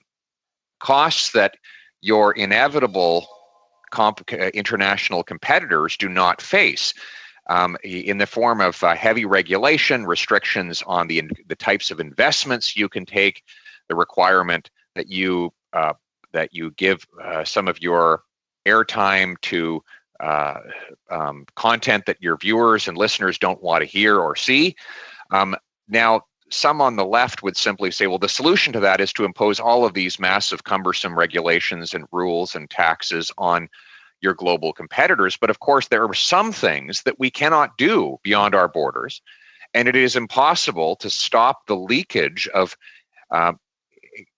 entertainment and other content into our borders because Canadians have the freedom, thank God, to watch and hear whatever they want. So in other words, it's not possible to pick up this monstrous regulatory apparatus that we impose on Chorus and impose it on the whole world. So I'd like to ask you, can you describe the enormous costs and disadvantages that Chorus faces as a result of this governmental apparatus that you must navigate just to provide Canadians with the content that they want to receive? Well, thank you for the question, Mr. Polyev. You're quite correct in that there's two ways that you can address the imbalance that we have with the foreign internet companies. One is to take the same kinds of historical and we would say rather onerous regulations that we face as a company and try to transpose those to international companies, and we've seen other jurisdictions attempt that with great difficulty. The other is to try to reduce the regulatory burden that companies like ours face and give us more flexibility to be able to program to the tastes of our audience and produce programming to the tastes of customers, both foreign and domestic. There's been plenty of controversy. If you just look at the news space, there's been plenty of controversy over the government's extension of tax credits to the newspaper industry. I should make clear that broadcasters do not benefit from those tax credits. And we're not here with our handout for those kinds of things. What we would say is that there's another way to reach those kinds of goals and allow us to continue to produce content, and that's to reduce the regulatory burden on our business overall. And I would point out that there are 37 million content regulators in Canada. They're called citizens. They regulate what they decide to watch, read, and hear. And we ought to maximize their freedom to choose whatever it is they want to see. And in many cases, they choose Chorus and your abundance of content outlets. Can you describe how the cost of government regulation is actually reducing your ability to produce and transmit Canadian content? Well, look, I would say, look, we're very proud to be creators of Canadian content, but by and large, Canadian content creation is not a money-making business. If it was, you wouldn't need regulations forcing us to spend money with certain kinds of producers and on certain kinds of content. You wouldn't need to hand the CBC $1.2 billion a year in order to create Canadian content. So choices have to be made about what kind of content you can make with the resources that you have. And we are obviously prepared to accept certain regulatory obligations and privileges. We think it's a privilege to be able to provide local news, and we touched on the need for us to do that. That is absolutely core to our licenses, both local and national news. But there are a whole handful of other regulations, whether it's the mandated spending of 30% of last year's revenues on Canadian content this year, whether it's the mandates to what kind of genres we have to spend it in. We have to spend it on certain categories of programming as opposed to those which we feel have the best opportunity with audiences and with overseas buyers. And there are mandates as to what kind of at what times and what kind of stations we have to air it on. So there's a lot of complication that are far from free market realities when it comes to how we run our business. And I think our only point, sorry, Mr. Chairman, is finish. Our only point would be that there are two ways to improve competitiveness for the long term. Either try to regulate the foreign guys and have your domestic companies ask for more handouts, or try to bring down the regulatory burden so there's more of a level playing field that way. I like the latter. All right, thank you both. Turning then to Mr. Fragaskatis and then on to Mr. Morantz. Thank you very much. Thank you very much, Mr. Chair. I didn't realize my friend Pierre is such a champion of media and Canadian content, but we learn a lot of things these days. To witnesses, thank you very much for your presentations. Because of time constraints here, I'm going to ask questions to Ms. Baldwin and to Mr. Ambrosi. Ms. Baldwin, Michelle, we've known each other for some time. I have to tell you, though, thank you very much for your commitment, for your dedication to London and to the sector at large. I know you're supporting not-for-profits, social enterprises, and charities right across the country. Something stood out to me in your testimony, and I just want you to confirm. You said that 50% of the industry, meaning not-for-profits, social enterprises, and charities, do not use a payroll system. Is that correct? That's correct. So we have 170,000 nonprofits and charities across this country. 50% of them only have volunteers, so they wouldn't have a payroll system. And even those that have a payroll system, like the Museum of Ontario Archaeology, for example, they don't have a payroll number because we've encouraged shared services and partnerships where they may lean on somebody else for a payroll number. So some of the programs that have been offered, there's barriers to those and people being having access. Those are important things to consider as these programs are rolled out to make sure that our sector is able to access these the same as any other sector. Thank you very much. I also want to ask you, in your presentation, you said that Canada needs social enterprises, not-for-profits, and charities now more than ever. Last week, we heard from Bruce McDonald and Imagine Canada. Imagine Canada, as you know, has put out a public statement on this, describing the sector as a need to have, not a nice to have, but a need to have, especially now and going into the recovery that the economic recovery and social recovery that is to follow. So we take that on one hand. On the other hand, and I think this is, if not unique to the not-for-profit charity and social enterprise sector, it stands out to me as something that that is peculiar, that is interesting. Because while in other sectors we see a decrease in demand and revenue, for the sector that you represent, we see a decrease in revenue, but a dramatic increase in demand. Could you speak about what challenges that poses for the sector at large? Absolutely. We did a membership survey within 2 weeks of this happening, and just in the London area, we saw millions of dollars that were lost just in 2 weeks. And so the reduction in donations, the reduction in events and fundraising has been really quick and impacting us in a big way. And so I think that what we're asking for is that there's a real urgency to this request at this moment, because we are stepping up in big ways, whether it's women's shelters, food banks, of course, some of the things that you've supported out of the gate. But as you've heard from some of my other colleagues here, there is arts and culture, there's sports, there's heritage.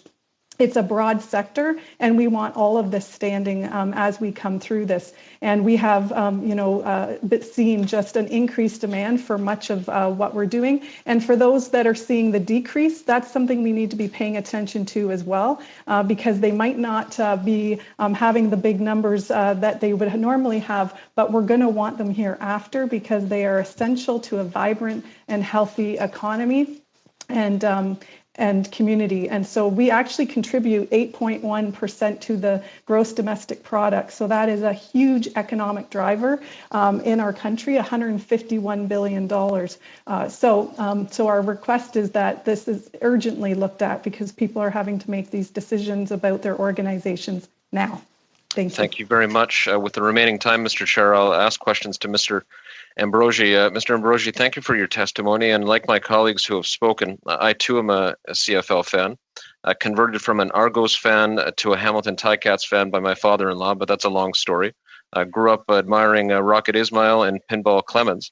But I have to ask you, because I'm an MP and because I represent constituents, ultimately we're accountable to the citizen, to the taxpayer. Why hasn't the CFL gone and asked for assistance from banks? I think that's just an obvious question that hasn't been asked yet. Why the federal government and not banks? Well, I think the answer lies in the fact that as a league last year, we lost approximately $20 million. First of all, some of our teams, our community teams, can't, by virtue of their structure, they can't take on traditional commercial credit.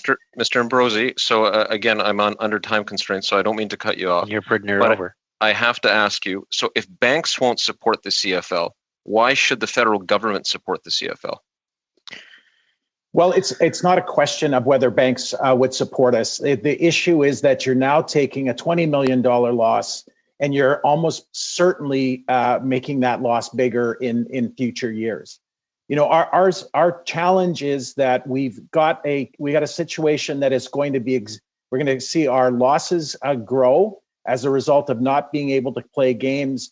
And if you add traditional consumer debt to our financial statements, all you're going to do is bloat our losses, not make our losses reduced. Okay, we are going to end it there. Then turning to Mr. Morantz, followed by Ms. Kotrakis. Marty? Thank you very much, Mr. Chair. In my hometown of Winnipeg, there are currently two major projects going on in the arts community. One is the Inuit Art Gallery, and the other is the Diversity Garden at beautiful Assiniboine Park in my riding. Both of these projects are multi-million-dollar projects that have government grants, and it was on Winnipeg City Council, in fact, when we were asked to contribute. And one of the major things we were looking for as elected officials was buy-in from private donations from the private sector, and they stepped up. Millions of dollars were raised for the Diversity Gardens at Assiniboine Park, millions for the Inuit Art Gallery. And so I'm wondering, we hear a lot about asking for government to contribute, and government is certainly part of the answer in a crisis of this magnitude, but they can't do everything. So there are a number of policy areas that I'm wondering about, and I think I'm going to direct my question to Ms. Baldwin, at least initially, that I think government could do that wouldn't involve a direct subsidy. So for example, we have heard the policy option of increasing the charitable tax credit to drive more donations. Our party has floated the idea, in fact, it would be the subject of my private member's bill if we ever get back to Ottawa. It would be to the old Don Johnson policy, Mr. Chair, about allowing private capital, private shares in corporations to be donated to charities. And thirdly, I mention this because foundations are a key part of this as well. And I mentioned it last because they would also benefit from an increase in the tax credits and the donation of private shares. Right now, under the Income Tax Act, which is my critic area portfolio in opposition, foundations are regulated in that they have to disperse at least 3.5% of their assets every year.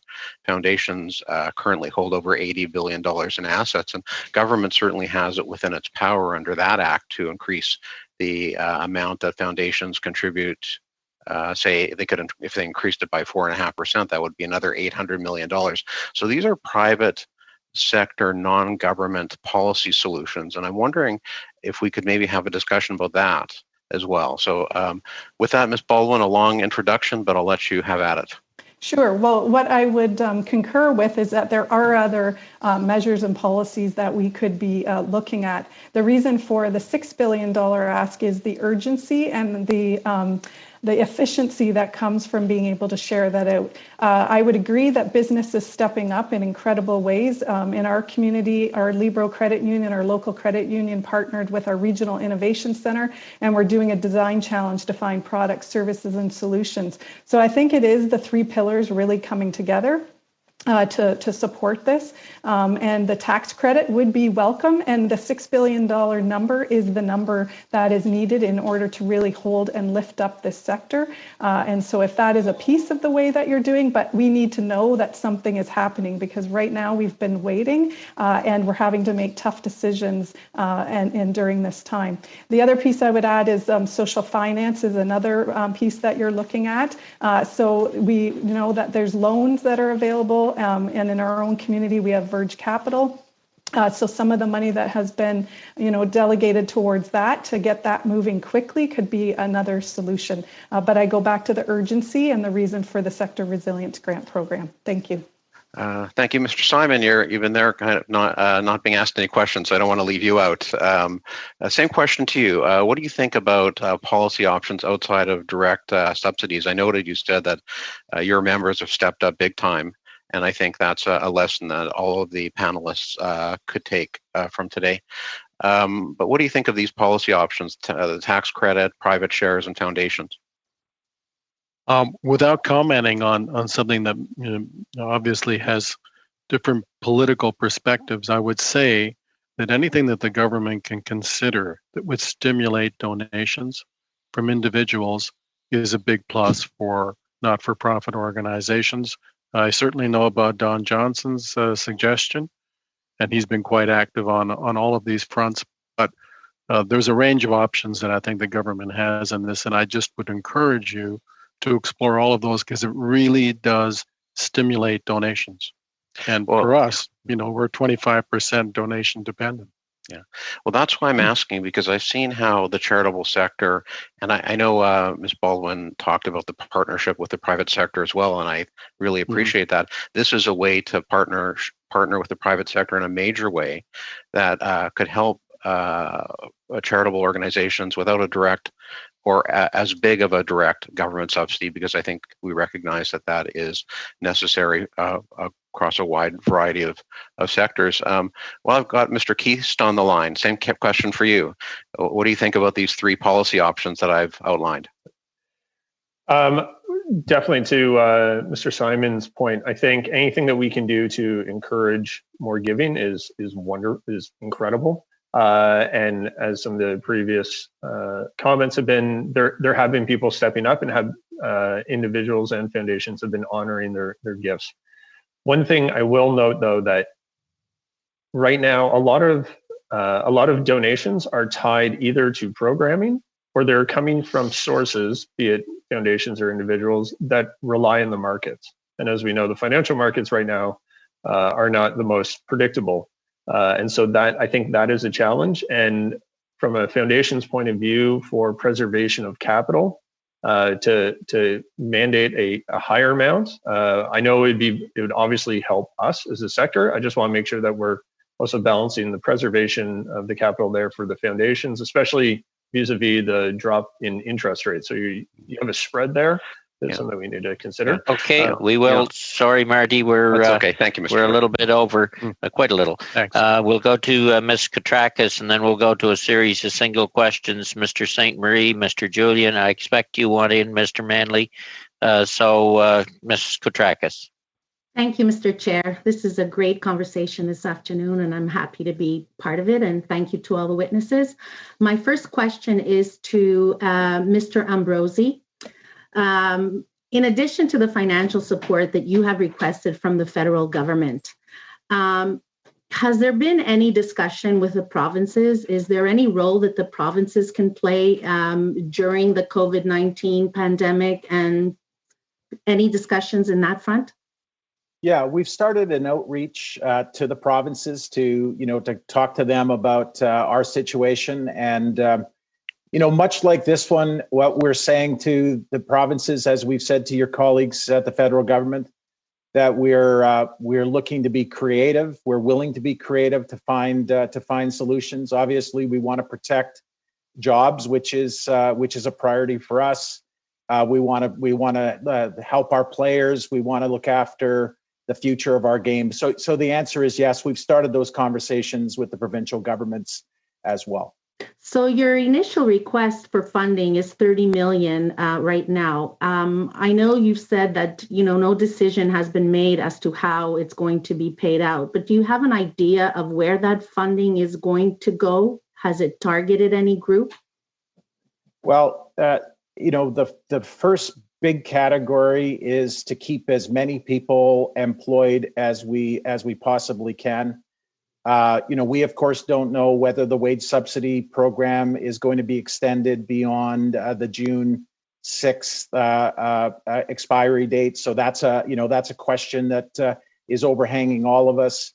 The big category is that we'd like to keep as many people employed. We want to talk to the players about how we work with the players and find a way to get them funding. And of course, the other is that we take in ticket revenue from our fans, who essentially in this case are serving as creditors, and we expect that we're going to have to pay some of those fans back who are Canadians who have real financial needs. So really, our big bucket is to keep as many people employed as we can, as we see whether or not we can actually get a football season in before, during 2020. I have also a question to Mr. Keast. Mr. Keast, your organization sent a letter to the Prime Minister dated April 14th and to a number of ministers recommending alternative deployments of infrastructure funding in support of the arts and culture industry. Can you offer examples of the projects this funding should be targeted toward? Happy to. So often infrastructure funding will go to the buildings themselves, which of course is very important to have a home for the arts and culture. But we see arts and culture more broadly as infrastructure to fuel beyond the sector. And so often what happens is organization will receive money and they have the building, and that's the upfront capital. There's ongoing ops costs with a lot of these that are very tough to deal with. So is there a way that for some organizations where that there is a way, instead of, if someone is paying rent, for instance, is there a way to prepay down a long rent so that the organization has secured their space for a long term, and they don't have to worry about those ongoing op costs, and that money can then go into programming, which is, of course, the entire reason that we exist, not just to pay rent. Thank you, Mr. Chair. Okay, then I'll steal a little bit of your minute there that you left, Annie. To Ms. Edwards and Mr. Dalgleish, do you have anything either of you have anything you want to add in the discussion that we've had so far? Just if you want to make a couple of points, go ahead. There's been no questions sent your way. Ms. Edwards? Sure. Thank you, Mr. Chair. I think a lot of the themes that have come up through the questions, through all different sectors, the challenges are shared. And the discussion around policy change versus funding support, for our industry, we really need both. Funding to maintain capacity and ensure that the industry survives to continue to do the work that it does so well when we're past this crisis, but also that the market can continue to function. For us, a big part of that is a functioning Copyright Act. So I would just reinforce that policy and direct support will be needed as we move towards recovery from the immediate crisis. Mr. Dalgleish, do you want to add anything? Sure, I'd be happy to. Thank you, Mr. Chair. Well, I share much of the same perspective as my colleagues testifying today. My perspective on cultural tourism and industry where there is social value being provided to a community is that the sustainability of an organization to continue to provide that service or that their typical function is really it's a function of tomorrow, not today. And so when I think about the programs that exist, and the government has been bold in assigning a great deal of taxpayers' money to the response to COVID-19, I think about what's next. And although we'll get past this pandemic, I really do believe that the consumer patterns and the behaviors are going to struggle for many, many more years.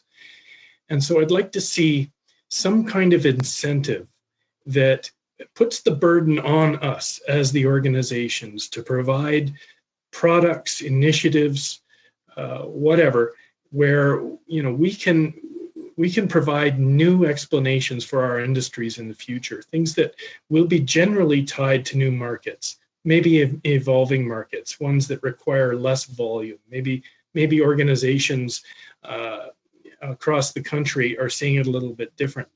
But I do believe that when you constrain an organization, you create an incredible amount of innovation. And when we fund things like wage subsidies and the student relief program, these are typically variable costs for organizations in cultural tourism. And I'm very thankful for those relief opportunities, and we take full advantage of them. But I don't think we want to remove all of the constraints. I think we need to burden the organizations such as the ones on this panel to find new and innovative ways and incent that through an ROI program, loans or whatever from the government, and allow us to create something new and different. It's not about our industry, it's about the consumer and what the consumer wants to buy. And I think I would just leave the committee with one thought. We're going to look a heck of a lot different a couple of years from now. I don't think we want to struggle and fight to stay the same. And that's my only concern, and that's what I'll leave you with. Okay, thank you. Then a series of single questions, Mr. Brunel, DeSep, Mr. Julian, Mr. Cumming, and Mr. McLeod. Go ahead, Alexis. Oui, bonjour, ma question. My question is to Mr. Roy once again. I'd like to ask your opinion on the measures that could be proposed that could possibly help major events like the festival in Quebec or a festival elsewhere, Gorgonzola, any type of festival. There are festivals that were to be held here in Alma. They will only get the money back once the actual festival is held. But it's been postponed for a year. So I would ask you, do you think it would be a good idea for the government to have an interest-free loan without any type of guarantees to offer to these instances until the actual festival occurs? And then once the festival occurs, then there could be a refunding to the government of the monies. That would help to lighten the burden on the festivals because it would be assumed by the government. Well, yes. I think interest-free loans certainly would be of great help to Quebec, to the other provinces. I know that in Quebec there have been certain areas of help that have been set in place to help festivals. Thank you, Mr. Raw. Mr. Julian? Thank you, Mr. Chair. You all represent important organizations, so I'd love to ask each one of you questions, but I'll go to Ms. Edwards for Canadian publishing, which is so vitally important for Canadians to tell stories to each other about ourselves. What is your fear if the supports that you've requested today are not provided? What does that mean for the medium and long term of Canadian publishing? Thank you for that question. At the best of times, the Canadian book publishers are incredibly challenged by the structure of our marketplace. The market is dominated by international titles that are imported into the market, American media, which Canadians have access to. So the bestseller lists often look the same in the New York Times as the Globe and Mail, at least for the international lists.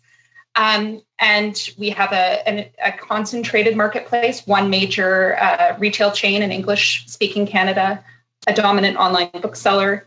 And the risk for small independent book publishers is that those structural challenges will become more entrenched. The challenge will become more acute. And the companies that are publishing Canadian writers and communities right across the country, we have members in all provinces. We have members in Nunavut, coast to coast to coast.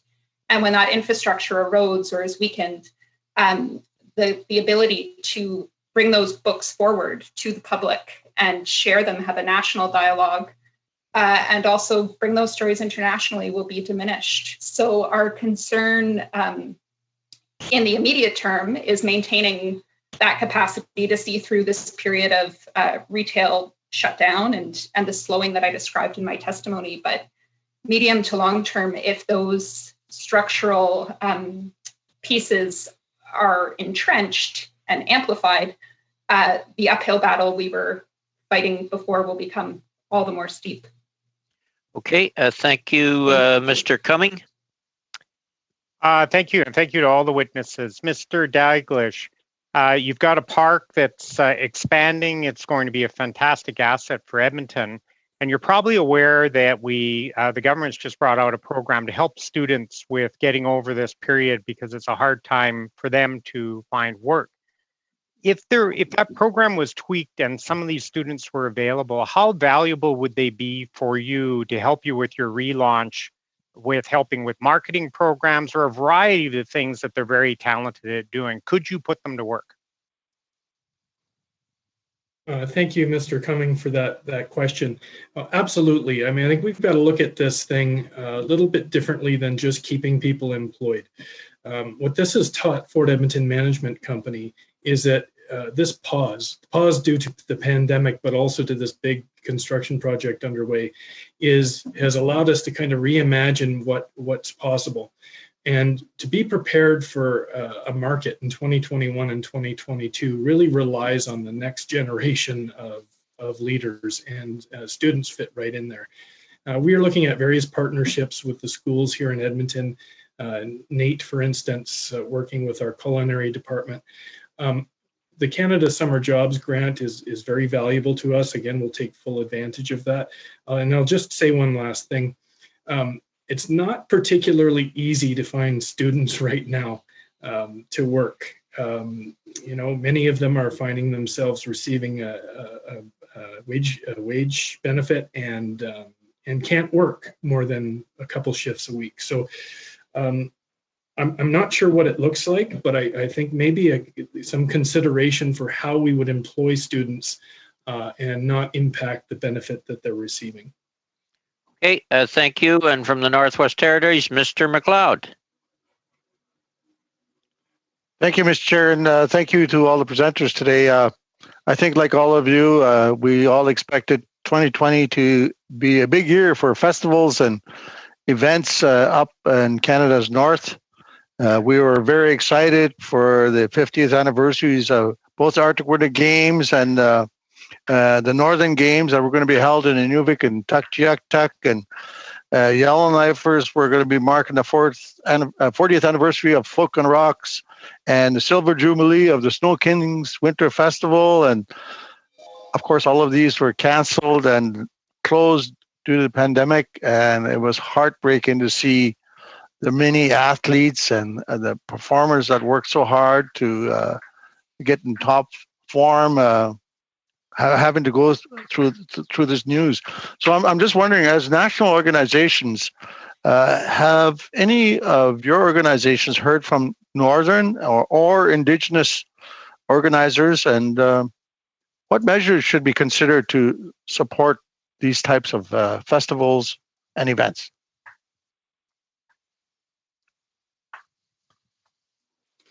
Well, I'm happy to pipe in here for a moment and just share with you a really exciting project that all three arms of government have supported at Fort Edmonton Park, and that's a $50 million world-class Indigenous peoples experience. That's led our organization to enter into MOUs with the Confederacy and the Métis Nation of Alberta, and that's kind of spread our wings a little bit in terms of collaborating with First Nations. There is tremendous opportunity with Indigenous tourism. It's the #1 sought after experience by international travelers. And the only way to do it right is to have the Indigenous communities tell the story, provide the content, and then just step out of the way. Okay, I don't see Paul Manley. Paul, are you there? You're not showing up on my screen. Okay, we are a couple of minutes over in any event. So just for committee members before we close, next week we will have the Parliamentary Budget Officer, the Auditor General, the Minister, and Finance officials. So we won't be on really a general list next week unless we can find room in there somewhere, but I don't think there's room with those three. So, okay, with that, look, I want to thank on behalf of the committee all the witnesses who come forward, who gave us your testimony, your opinions, your suggestions, your constructive criticism. We appreciate that. We are in, as many people say, unprecedented times, and we have to find a way of coming out of this COVID pandemic and strengthen our country at the end of the day. So with that, I thank each and every one and thank committee members for their endurance for another week. And with that, we will adjourn. Thank you. Thanks.